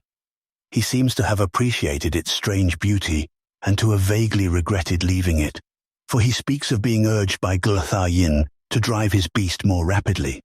When he faced frontward again, he saw that the crest of the road was very near, the weed-grown way leading starkly up and ending against a blank void of blue light. The scene was undoubtedly highly impressive. A steep green mountain wall on the right, a deep river chasm on the left, with another green mountain wall beyond it, and ahead, the churning sea of bluish coruscations into which the upward path dissolved. Then came the crest itself, and with it, the world of Tsath outspread in a stupendous forward vista. Zamakona caught his breath at the great sweep of peopled landscape, for it was a hive of settlement and activity beyond anything he had ever seen or dreamed of. The downward slope of the hill itself was relatively thinly strewn with small farms and occasional temples, but beyond it lay an enormous plain covered like a chessboard with planted trees, irrigated by narrow canals cut from the river and threaded by wide, geometrically precise roads of gold or basalt blocks. Great silver cables borne aloft on golden pillars linked the low, spreading buildings and clusters of buildings which rose here and there, and in some places one could see lines of partly ruinous pillars without cables. Moving objects showed the fields to be under tillage, and in some cases Zamakona saw that men were ploughing with the aid of the repulsive, half-human quadrupeds. But most impressive of all was the bewildering vision of clustered spires and pinnacles which rose afar off across the plain and shimmered, flower-like and spectral in the coruscating blue light. At first, Zamakona thought it was a mountain covered with houses and temples, like some of the picturesque hill cities of his own Spain. But a second glance showed him that it was not indeed such. It was a city of the plain, but fashioned of such heaven-reaching towers that its outline was truly that of a mountain. Above it hung a curious greyish haze, through which the blue light glistened and took added overtones of radiance from the million golden minarets. Glancing at Gotha Yin, Zamakona knew that this was the monstrous, gigantic, and omnipotent city of Tsath. As the road turned downward toward the plain, Zamakona felt a kind of uneasiness and sense of evil. He did not like the beast he rode, or the world that could provide such a beast, and he did not like the atmosphere that brooded over the distant city of Tsath. When the cavalcade began to pass occasional farms, the Spaniard noticed the forms that worked in the fields, and did not like their motions and proportions, or the mutilations he saw on most of them. Moreover, he did not like the way that some of these forms were herded in corrals, or the way they grazed on the heavy verdure. Gotha Yin indicated that these beings were members of the slave class, and that their acts were controlled by the master of the farm, who gave them hypnotic impressions in the morning of all they were to do during the day. As semi-conscious machines, their industrial efficiency was nearly perfect. Those in the corrals were inferior specimens, classified merely as livestock. Upon reaching the plain, Zamakona saw the larger farms and noted the almost human work performed by the repulsive horned Lawton. He likewise observed the more man-like shapes that toiled along the furrows and felt a curious fright and disgust towards certain of them whose motions were more mechanical than those of the rest. These, Gulthar Yin explained, were what men called the Yumbi, organisms which had died, but which had been mechanically reanimated for industrial purposes by means of atomic energy and thought power. The slave class did not share the immortality of the free men of Tsath, so that with time the number of Yumbi had become very large. They were dog-like and faithful, but not so readily amenable to thought commands as were living slaves. Those which most repelled Zamakona were those whose mutilations were greatest, for some were wholly headless, while others had suffered singular and seemingly capricious subtractions, distortions, transpositions, and graftings in various places. The Spaniard could not account for this condition, but Gulthar Yin made it clear that these were slaves who had been used for the amusement of the people in some of the vast arenas. For the men of Tsath were connoisseurs of delicate sensation and required a constant supply of fresh and novel stimuli for their jaded impulses. Zamakona, though by no means squeamish, was not favorably impressed by what he saw and heard. Approached more closely, the vast metropolis became dimly horrible in its monstrous extent and inhuman height. Gulthar Yin explained that the upper parts of the great towers were no longer used, and that many had been taken down to avoid the bother of maintenance. The plain around the original urban area was covered with newer and smaller dwellings, which in many cases were preferred to the ancient towers. From the whole mass of gold and stone, a monotonous roar of activity droned outward over the plain, while cavalcades and streams of wagons were constantly entering and leaving over the great gold or stone-paved roads. Several times Gulthar Yin paused to show Zamakona some particular object of interest, especially the temples of Yig, Tulu, Nug, Yeb, and the not-to-be-named one, which lined the road at infrequent intervals, each in its embowering grove, according to the custom of Kanyan. These temples, unlike those of the deserted plain beyond the mountains, were still in active use, large parties of mounted worshippers coming and going in constant streams. Gulthar Yin took Zamakona into each of them, and the Spaniard watched the subtle fervid rites with fascination and repulsion. The ceremonies of Nug and Yeb sickened him especially, so much indeed that he refrained from describing them in his manuscript.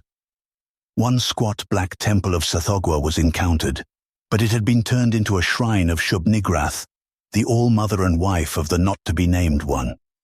This deity was a kind of sophisticated Astarte, and her worship struck the pious Catholic as supremely obnoxious. What he liked least of all were the emotional sounds emitted by the celebrants, jarring sounds in a race that had ceased to use vocal speech for ordinary purposes. Close to the compact outskirts of Tsath, and well within the shadow of its terrifying towers, Gulthar Yin pointed out a monstrous circular building before which enormous crowds were lined up. This, he indicated, was one of the many amphitheaters where curious sports and sensations were provided for the weary people of Kanyan.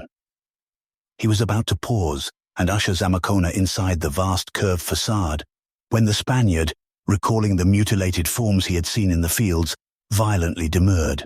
This was the first of those friendly clashes of taste which were to convince the people of Tsath that their guest followed strange and narrow standards. Tsath itself was a network of strange and ancient streets, and despite a growing sense of horror and alienage, Zamakona was enthralled by its intimations of mystery and cosmic wonder. The dizzy giganticism of its overawing towers, the monstrous surge of teeming life through its ornate avenues, the curious carvings on its doorways and windows, the odd vistas glimpsed from balustraded plazas and tiers of Titan terraces, and the enveloping grey haze which seemed to press down on the gorge-like streets in low-ceiling fashion, all combined to produce such a sense of adventurous expectancy as he had never known before. He was taken at once to a council of executives which held forth in a gold and copper palace behind a gardened and fountained park, and was for some time subjected to close, friendly questioning in a vaulted hall frescoed with vertiginous arabesques. Much was expected of him, he could see, in the way of historical information about the outside earth, but in return, all the mysteries of Kanyan would be unveiled to him. The one great drawback was the inexorable ruling that he might never return to the world of sun and stars and Spain, which was his. A daily program was laid down for the visitor, with time apportioned judiciously among several kinds of activities. There were to be conversations with persons of learning in various places, and lessons in many branches of Tsathic law. Liberal periods of research were allowed for, and all the libraries of Kunyan, both secular and sacred, were to be thrown open to him as soon as he might master the written languages. Rites and spectacles were to be attended, except when he might especially object, and much time would be left for the enlightened pleasure-seeking and emotional titillation which formed the goal and nucleus of daily life. A house in the suburbs or an apartment in the city would be assigned him, and he would be initiated into one of the large affection groups, including many noble women of the most extreme and art-enhanced beauty, which in latter-day Kunyan took the place of family units. Several horned Gya-Yoten would be provided for his transportation and errand running, and 10 living slaves of intact body would serve to conduct his establishment and protect him from thieves and sadists and religious extremists on the public highways. There were many mechanical devices which he must learn to use, but Gul'thar Yin would instruct him immediately regarding the principal ones. Upon his choosing an apartment in preference to a suburban villa, Zamakona was dismissed by the executives with great courtesy and ceremony, and was led through several gorgeous streets to a cliff-like carven structure of some 70 or 80 floors. Preparations for his arrival had already been instituted, and in a spacious ground-floor suite of vaulted rooms, slaves were busy adjusting hangings and furniture. There were lacquered and inlaid tabourets, velvet and silk reclining corners and squatting cushions, and infinite rows of teakwood and ebony pigeonholes with metal cylinders containing some of the manuscripts he was soon to read, standard classics which all urban apartments possessed. Desks with great stacks of membrane paper and pots of the prevailing green pigment were in every room, each with graded sets of pigment brushes and other odd bits of stationery. Mechanical writing devices stood on ornate golden tripods, while over all was shed a brilliant blue light from energy globes set in the ceiling. There were windows, but at this shadowy ground level they were of scant illuminating value. In some of the rooms were elaborate baths, while the kitchen was a maze of technical contrivances. Supplies were brought, Zamakona was told, through the network of underground passages which lay beneath Tsath, and which had once accommodated curious mechanical transports. There was a stable on that underground level for the beasts, and Zamakona would presently be shown how to find the nearest runway to the street. Before his inspection was finished, the permanent staff of slaves arrived and were introduced, and shortly afterward there came some half-dozen freemen and noblewomen of his future affection group, who were to be his companions for several days, contributing what they could to his instruction and amusement. Upon their departure, another party would take their place, and so onward in rotation through a group of about 50 members. Chapter 6. Thus was Panfilo de Zamakona y Núñez absorbed for 4 years into the life of the sinister city of Tsath in the blue-litten netherworld of Kunyan. All that he learned and saw and did is clearly not told in his manuscript, for a pious reticence overcame him when he began to write in his native Spanish tongue, and he dared not set down everything. Much he consistently viewed with repulsion, and many things he steadfastly refrained from seeing or doing or eating. For other things he atoned by frequent countings of the beads of his rosary. He explored the entire world of Kunyan, including the deserted machine cities of the middle period on the gorse-grown plain of Neath, and made one descent into the red-litten world of Yoth to see the Cyclopean ruins. He witnessed prodigies of craft and machinery which left him breathless, and beheld human metamorphoses, dematerializations, rematerializations, and reanimations which made him cross himself again and again. His very capacity for astonishment was blunted by the plethora of new marvels which every day brought him. But the longer he stayed, the more he wished to leave, for the inner life of Kunyan was based on impulses very plainly outside his radius. As he progressed in historical knowledge, he understood more, but understanding only heightened his distaste. He felt that the people of Tsath were a lost and dangerous race, more dangerous to themselves than they knew, and that their growing frenzy of monotony warfare and novelty quest was leading them rapidly toward a precipice of disintegration and utter horror. His own visit, he could see, had accelerated their unrest, not only by introducing fears of outside invasion, but by exciting in many a wish to sally forth and taste the diverse external world he described. As time progressed, he noticed an increasing tendency of the people to resort to dematerialization as an amusement, so that the apartments and amphitheaters of Tsath became a veritable witches' sabbath of transmutations, age adjustments, death experiments, and projections. With the growth of boredom and restlessness, he saw, cruelty and subtlety and revolt were growing apace. There was more and more cosmic abnormality, more and more curious sadism, more and more ignorance and superstition, and more desire to escape out of physical life into a half-spectral state of electronic dispersal. All his efforts to leave, however, came to nothing. Persuasion was useless, as repeated trials proved, though the mature disillusion of the upper classes at first prevented them from resenting their guests' open wish for departure. In a year which he reckoned as 1543, Zamakona made an actual attempt to escape through the tunnel by which he had entered Kunyan, but after a weary journey across the deserted plain, he encountered forces in the dark passage which discouraged him from future attempts in that direction. As a means of sustaining hope and keeping the image of home in mind, he began about this time to make rough drafts of the manuscript relating his adventures, delighting in the loved old Spanish words and the familiar letters of the Roman alphabet. Somehow he fancied he might get the manuscript to the outer world, and to make it convincing to his fellows, he resolved to enclose it in one of the Cthulhu metal cylinders used for sacred archives. That alien, magnetic substance could not but support the incredible story he had to tell. But even as he planned, he had little real hope of ever establishing contact with the Earth's surface. Every known gate, he knew, was guarded by persons or forces that it were better not to oppose. His attempt at escape had not helped matters, for he could now see a growing hostility to the outer world he represented. He hoped that no other European would find his way in, for it was possible that later comers might not fare as well as he. He himself had been a cherished fountain of data, and as such had enjoyed a privileged status.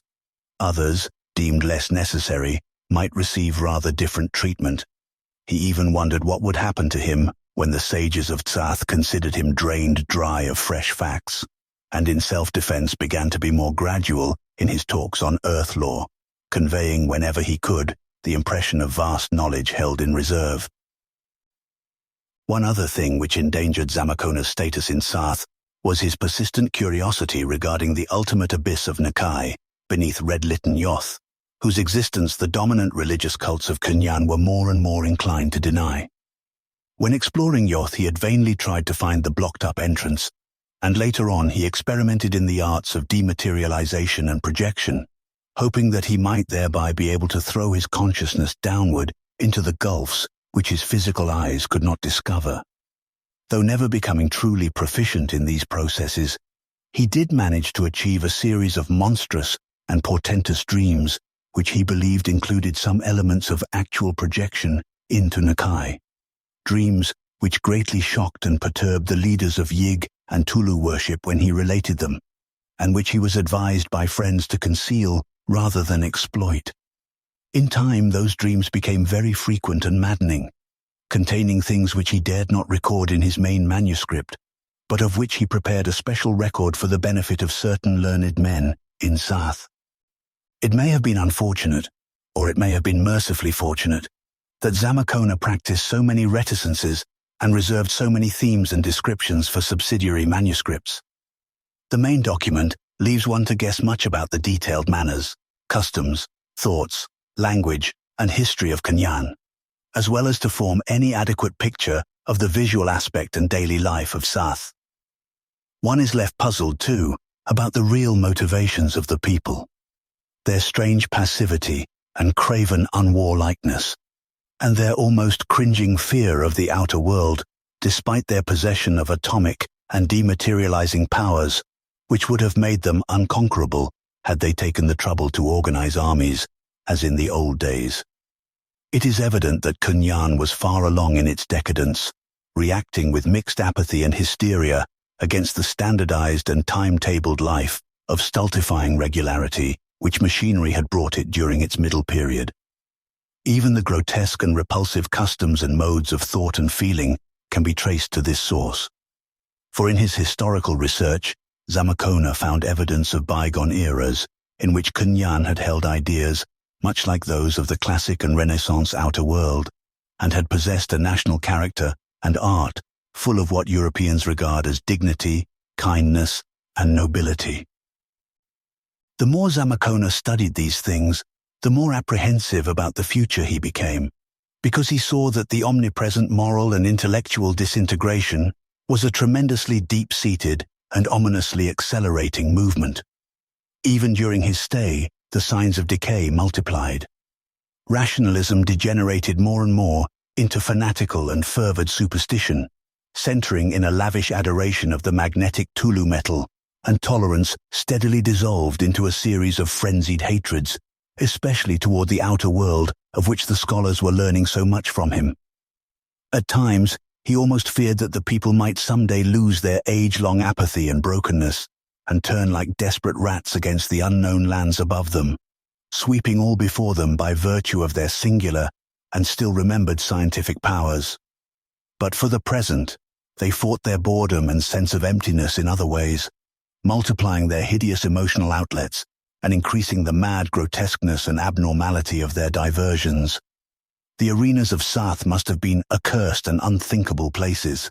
Zamakona never went near them, and what they would be in another century, or even in another decade, he did not dare to think. The pious Spaniard crossed himself and counted his beads more often than usual in those days. In the year 1545, as he reckoned it, Zamakona began what may well be accepted as his final series of attempts to leave Kunyan. His fresh opportunity came from an unexpected source, a female of his affection group, who conceived for him a curious individual infatuation based on some hereditary memory of the days of monogamous wedlock in Tsath. Over this female, a noble woman of moderate beauty and of at least average intelligence named Talayub, Zamakona acquired the most extraordinary influence, finally inducing her to help him in an escape under the promise that he would let her accompany him. Chance proved a great factor in the course of events, for Talayub came of a primordial family of gate lords who had retained oral traditions of at least one passage to the outer world, which the mass of people had forgotten even at the time of the great closing. A passage to a mound on the level plains of earth which had, in consequence, never been sealed up or guarded. She explained that the primordial gate lords were not guards or sentries, but merely ceremonial and economic proprietors, half-feudal and baronial in status, of an era preceding the severance of surface relations. Her own family had been so reduced at the time of the closing that their gate had been wholly overlooked, and they had ever afterward preserved the secret of its existence as a sort of hereditary secret, a source of pride and of a sense of reserve power to offset the feeling of vanished wealth and influence which so constantly irritated them. Zamakona, now working feverishly to get his manuscript into final form in case anything should happen to him, decided to take with him on his outward journey only 5 beast-loads of unalloyed gold in the form of the small ingots used for minor decorations. Enough, he calculated, to make him a personage of unlimited power in his own world. He had become somewhat hardened to the sight of the monstrous Lawton during his 4 years of residence in Tsath, hence did not shrink from using the creatures, yet he resolved to kill and bury them and cache the gold as soon as he reached the outer world, since he knew that even a glimpse of one of the things would drive any ordinary Indian mad. Later, he could arrange for a suitable expedition to transport the treasure to Mexico. Talayub he would perhaps allow to share his fortunes, for she was by no means unattractive, though possibly he would arrange for her sojourn amongst the Plains Indians, since he was not over-anxious to preserve links with the manner of life in Tsath. For a wife, of course, he would choose a lady of Spain, or at worst, an Indian princess of normal outer-world descent and a regular and approved past, but for the present, Talayub must be used as a guide, the manuscript he would carry on his own person, encased in a book cylinder of the sacred and magnetic Cthulhu metal. The expedition itself is described in the addendum to Zamakona's manuscript, written later, and in a hand showing signs of nervous strain. It set out amidst the most careful precautions, choosing a rest period and proceeding as far as possible along the faintly lighted passages beneath the city. Zamakona and Talayub, disguised in slaves' garments, bearing provision knapsacks, and leading the 5 laden beasts on foot, were readily taken for commonplace workers, and they clung as long as possible to the subterranean way, using a long and little-frequented branch which had formerly conducted the mechanical transports to the now ruined suburb of Lothar. Amidst the ruins of Lothar they came to the surface, thereafter passing as rapidly as possible over the deserted blue-litten plain of Nith toward the Gur-Yan range of low hills. There, amidst the tangled underbrush, Talayub found the long disused and half-fabulous entrance to the forgotten tunnel, a thing she had seen but once before, eons in the past, when her father had taken her thither to show her this monument to their family pride. It was hard work getting the laden Lawton to scrape through the obstructing vines and briars, and one of them displayed a rebelliousness destined to bear dire consequences, bolting away from the party and loping back towards Tsath on its detestable pads, golden burden and all. It was nightmare work burrowing by the light of blue-ray torches upward, downward, forward and upward again through a dank, choked tunnel that no foot had trodden since ages before the sinking of Atlantis. And at one point Talayub had to practice the fearsome art of dematerialization on herself, Zamakona, and the laden beasts in order to pass a point wholly clogged by shifting earth strata. It was a terrible experience for Zamakona, for although he had often witnessed dematerialization in others, and even practiced it himself to the extent of dream projection, he had never been fully subjected to it before. But Talayub was skilled in the arts of Kunyan, and accomplished the double metamorphosis in perfect safety. Thereafter they resumed the hideous burrowing through stalactited crypts of horror, where monstrous carvings leered at every turn, alternately camping and advancing for a period which Zamakona reckoned as about 3 days, but which was probably less. At last they came to a very narrow place, where the natural or only slightly hewn cave walls gave place to walls of wholly artificial masonry, carved into terrible bas-reliefs. These walls, after about a mile of steep ascent, ended with a pair of vast niches, one on each side, in which monstrous, niter-encrusted images of Yig and Tulu squatted, glaring at each other across the passage as they had glared since the earliest youth of the human world. At this point, the passage opened into a prodigious vaulted and circular chamber of human construction, wholly covered with horrible carvings, and revealing at the farther end an arched passageway with the foot of a flight of steps. Talayub knew from family tales that this must be very near the Earth's surface, but she could not tell just how near. Here the party camped for what they meant to be their last rest period in the subterraneous world. It must have been hours later that the clank of metal and the padding of beasts' feet awakened Zamakona and Talayub. A bluish glare was spreading from the narrow passage between the images of Yig and Tulu, and in an instant the truth was obvious. An alarm had been given at Tsath, as was later revealed by the returning Gyayoth, which had rebelled at the briar-choked tunnel entrance, and a swift party of pursuers had come to arrest the fugitives. Resistance was clearly useless, and none was offered. The party of 12 beast riders proved studiously polite, and the return commenced almost without a word or thought message on either side. It was an ominous and depressing journey, and the ordeal of dematerialization and rematerialization at the choked place was all the more terrible because of the lack of that hope and expectancy which had palliated the process on the outward trip.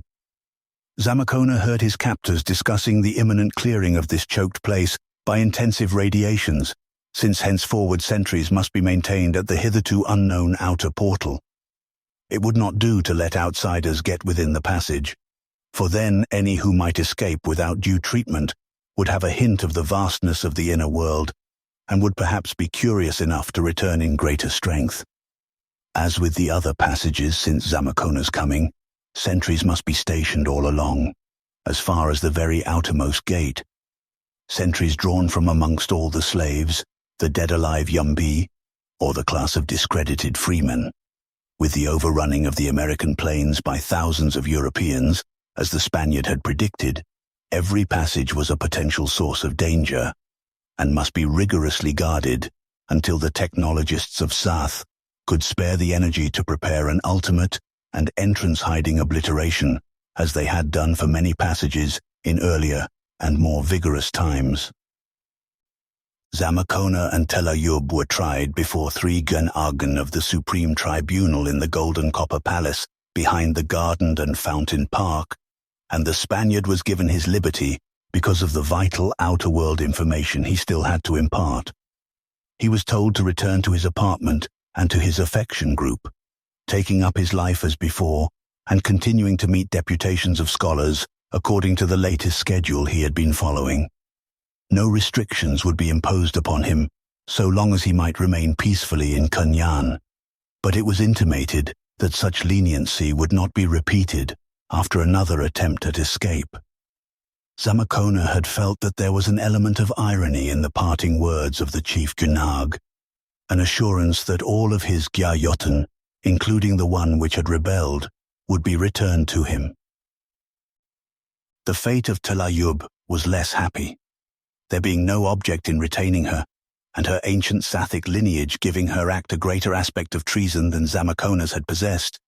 She was ordered to be delivered to the curious diversions of the amphitheatre, and afterward, in a somewhat mutilated and half-dematerialized form, to be given the functions of a Yumbi, or animated corpse slave, and stationed among the sentries guarding the passage, whose existence she had betrayed.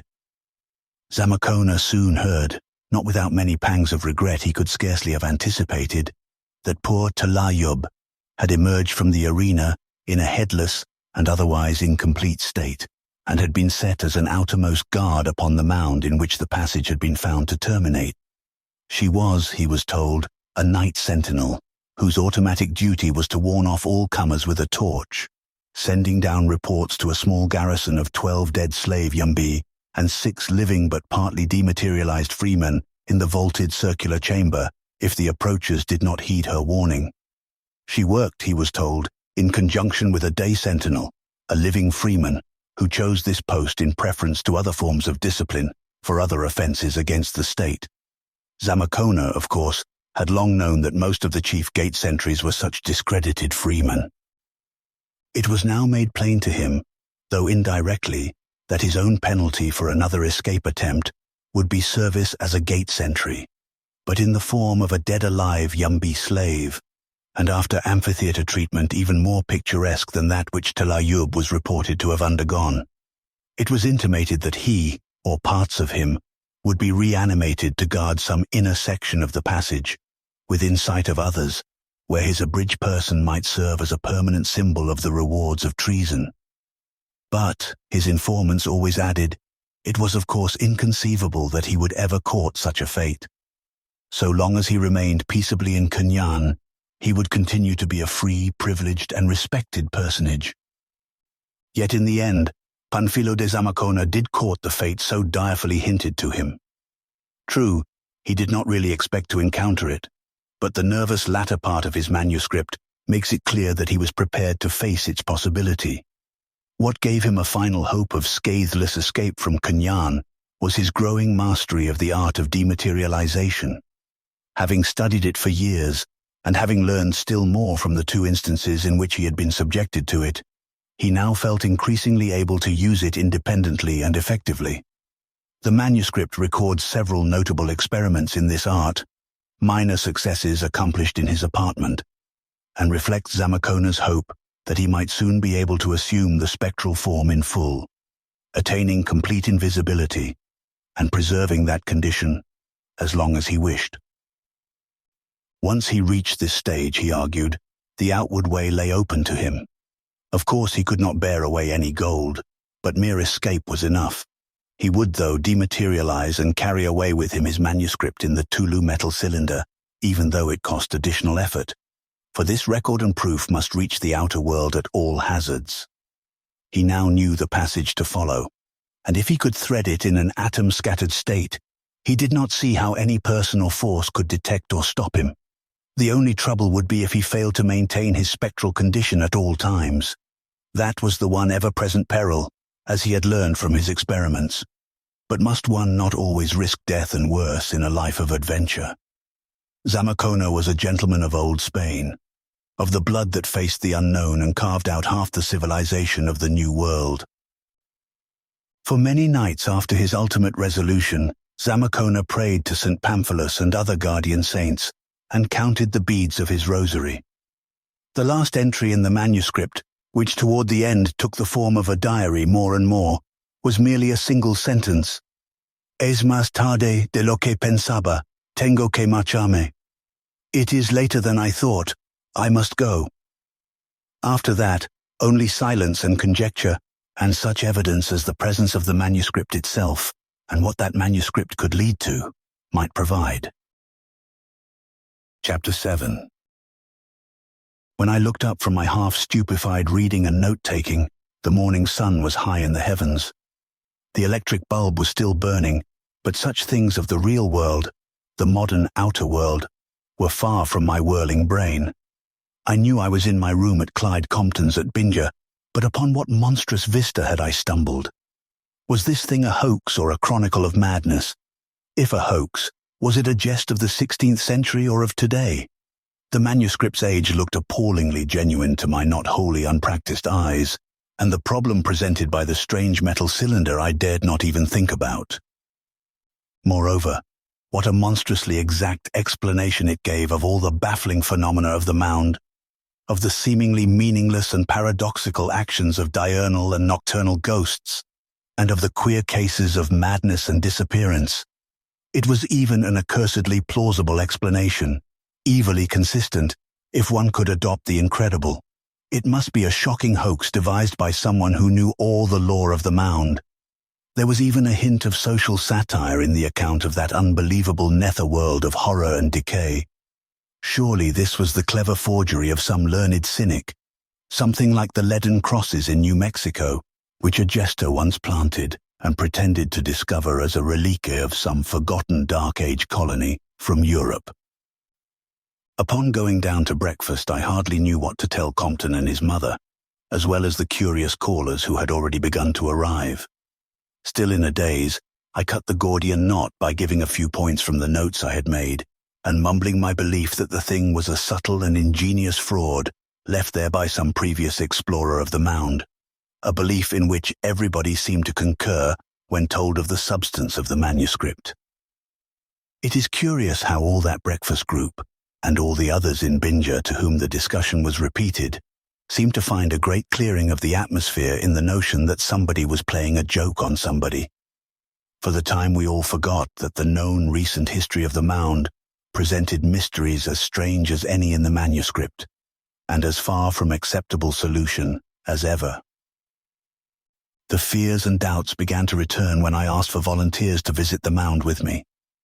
I wanted a larger excavating party, but the idea of going to that uncomfortable place seemed no more attractive to the people of Binger than it had seemed on the previous day.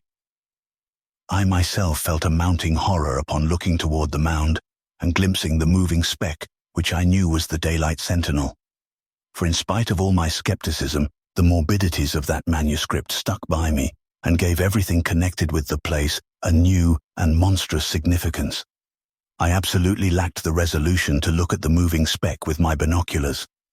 Instead, I set out with the kind of bravado we display in nightmares, when, knowing we are dreaming, we plunge desperately into still thicker horrors, for the sake of having the whole thing over the sooner.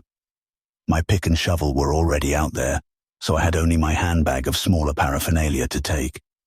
Into this, I put the strange cylinder and its contents, feeling vaguely that I might possibly find something worth checking up, with some part of the green-lettered Spanish text. Even a clever hoax might be founded on some actual attribute of the Mound which a former explorer had discovered, and that magnetic metal was damnably odd. Grey Eagle's cryptic talisman still hung from its leathern cord around my neck.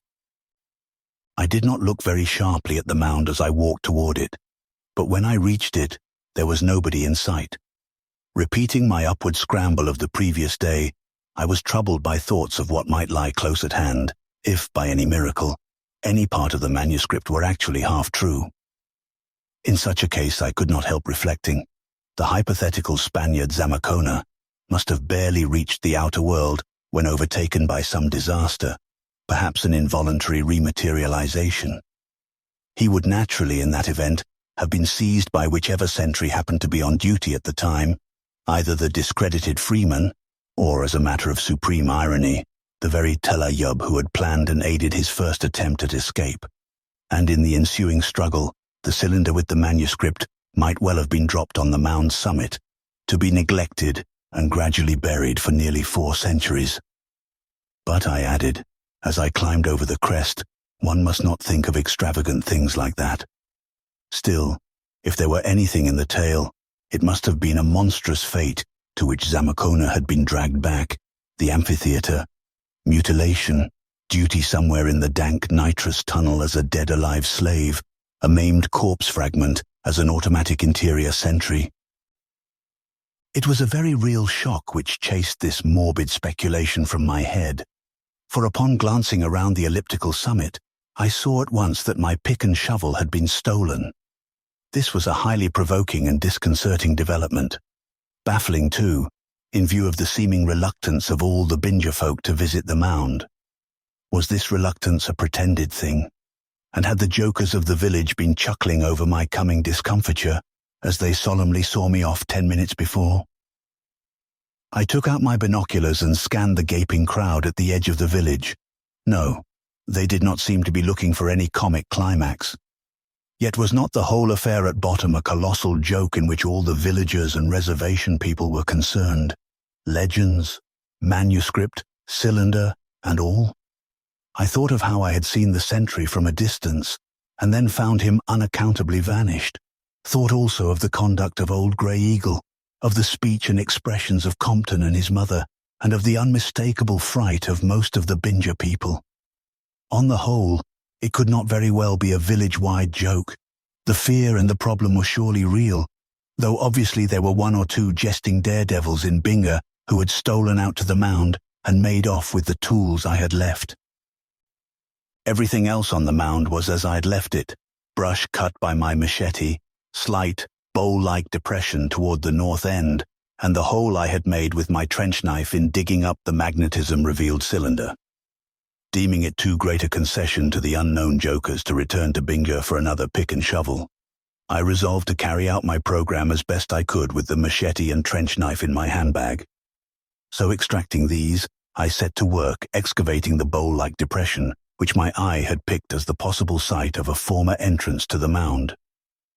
As I proceeded, I felt again the suggestion of a sudden wind blowing against me, which I had noticed the day before. A suggestion which seemed stronger, and still more reminiscent of unseen, formless, opposing hands laid on my wrists as I cut deeper and deeper through the root-tangled red soil and reached the exotic black loam beneath.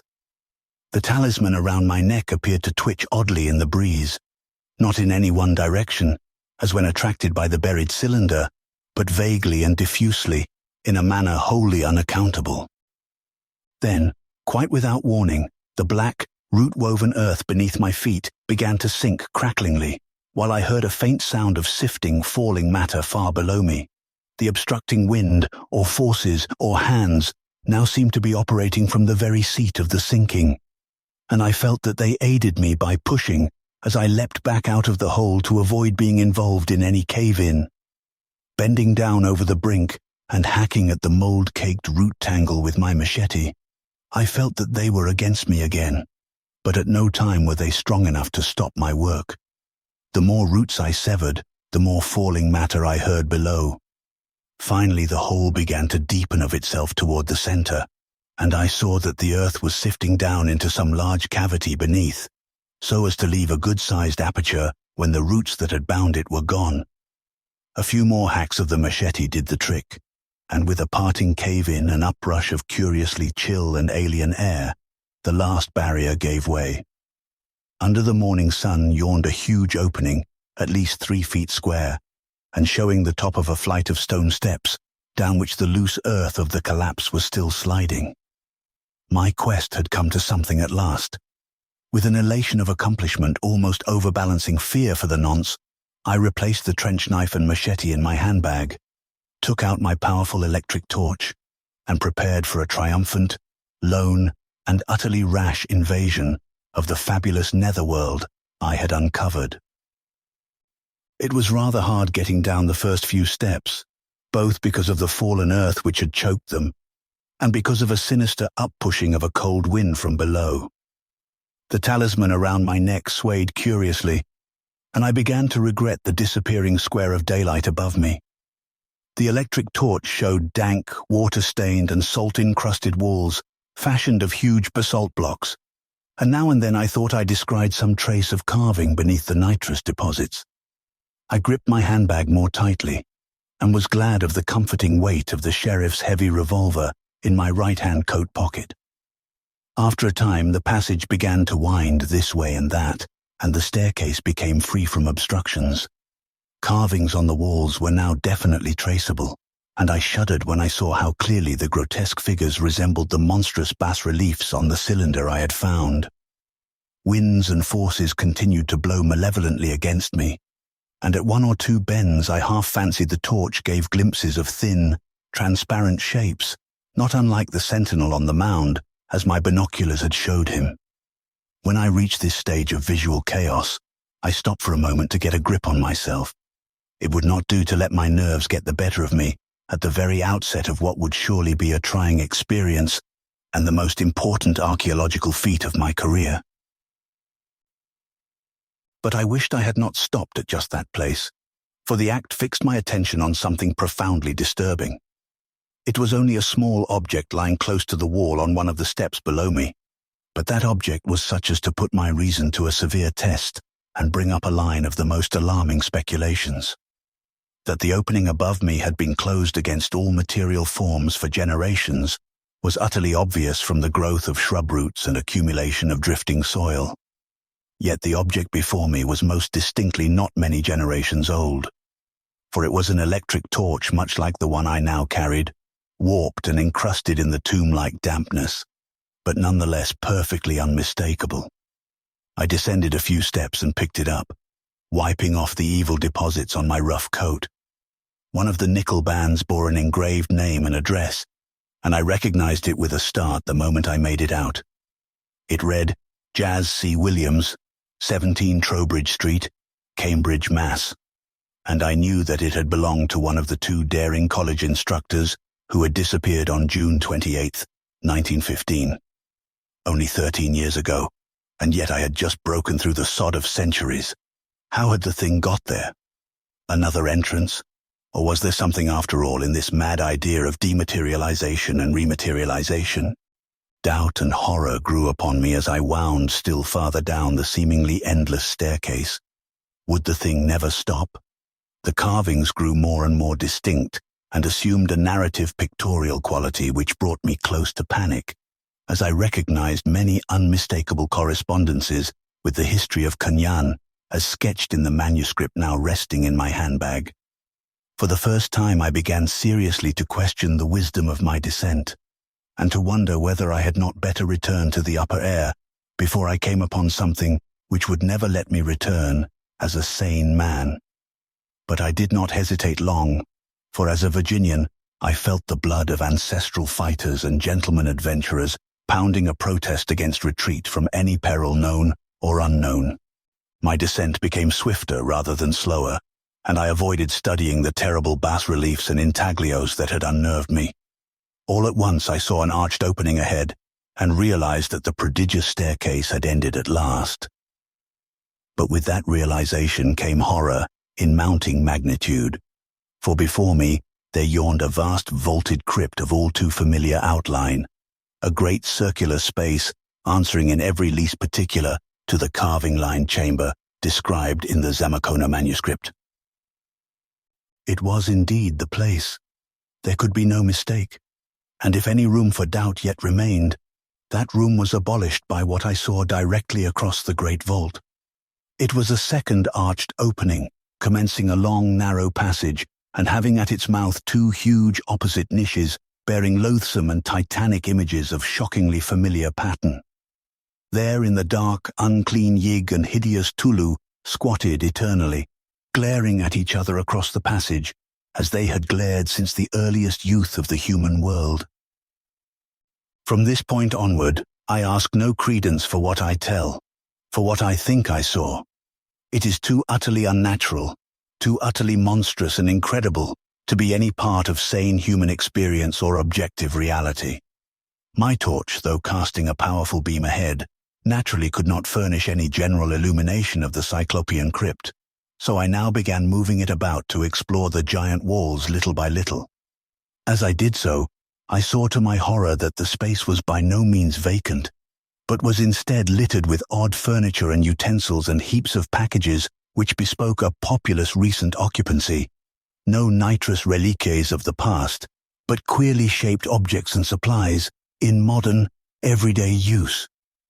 As my torch rested on each article or group of articles, however, the distinctness of the outlines soon began to grow blurred, until in the end I could scarcely tell whether the things belonged to the realm of matter or to the realm of spirit.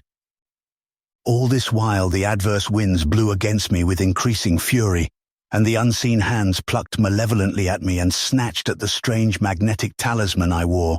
Wild conceits surged through my mind. I thought of the manuscript and what it said about the garrison stationed in this place, 12 dead slave Yumbi and 6 living but partly dematerialized freemen. That was in 1545, 383 years ago. What since then? Zamakona had predicted change. Subtle disintegration, more dematerialization, weaker and weaker.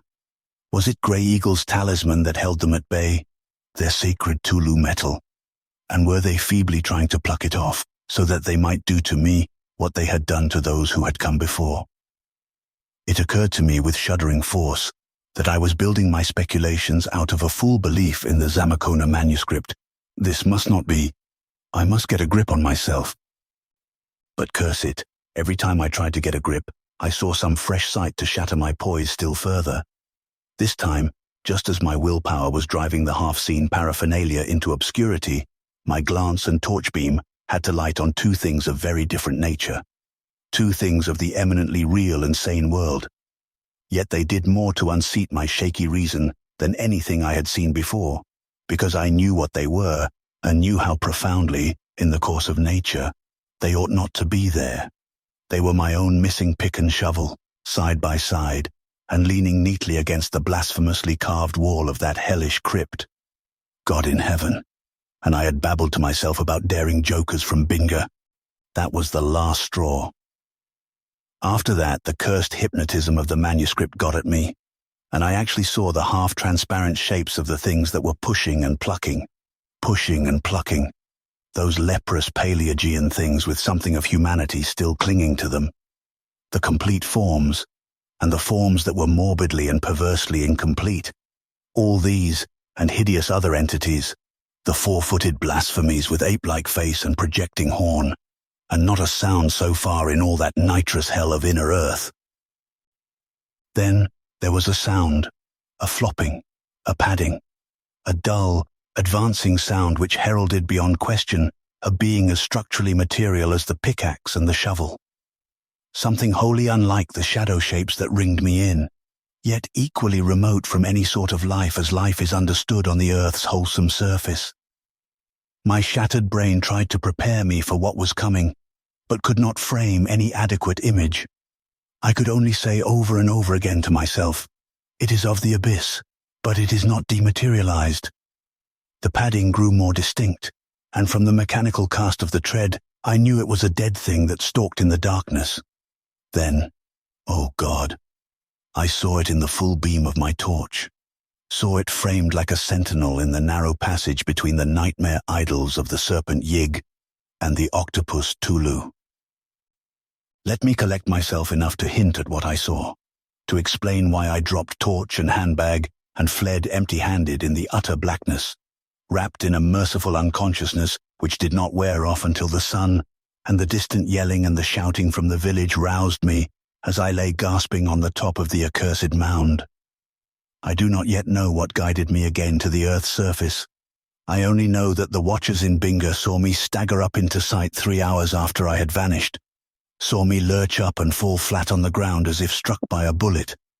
None of them dared to come out and help me, but they knew I must be in a bad state, so tried to rouse me as best they could by yelling in chorus and firing off revolvers. It worked in the end, and when I came to, I almost rolled down the side of the mound in my eagerness to get away from that black aperture which still yawned open. My torch and tools, and the handbag with the manuscript, were all down there, but it is easy to see why neither I nor anyone else ever went after them. When I staggered across the plain and into the village, I dared not tell what I had seen. I only muttered vague things about carvings and statues and snakes and shaken nerves. And I did not faint again until somebody mentioned that the ghost sentinel had reappeared about the time I had staggered halfway back to town. I left Binja that evening and have never been there since, though they tell me the ghosts still appear on the mound as usual.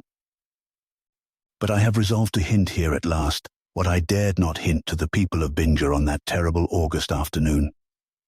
I don't know yet just how I can go about it, and if in the end you think my reticence strange, just remember that to imagine such a horror is one thing, but to see it is another thing. I saw it. I think you'll recall my citing early in this tale the case of a bright young man named Heaton, who went out to that mound one day in 1891 and came back at night as the village idiot, babbling for 8 years about horrors and then dying in an epileptic fit. What he used to keep moaning was, "That white man, oh my God, what they did to him." Well, I saw the same thing that poor Heaton saw, and I saw it after reading the manuscript, so I know more of its history than he did. That makes it worse, for I know all that it implies, all that must be still brooding and festering and waiting down there. I told you it had padded mechanically toward me out of the narrow passage, and had stood sentry-like at the entrance between the frightful idola of Yig and Tulu. That was very natural and inevitable, because the thing was a sentry. It had been made a sentry for punishment, and it was quite dead, besides lacking head, arms, lower legs, and other customary parts of a human being. Yes, it had been a very human being once. And what is more, it had been white. Very obviously, if that manuscript was as true as I think it was, this being had been used for the diversions of the amphitheater before its life had become wholly extinct and supplanted by automatic impulses controlled from outside.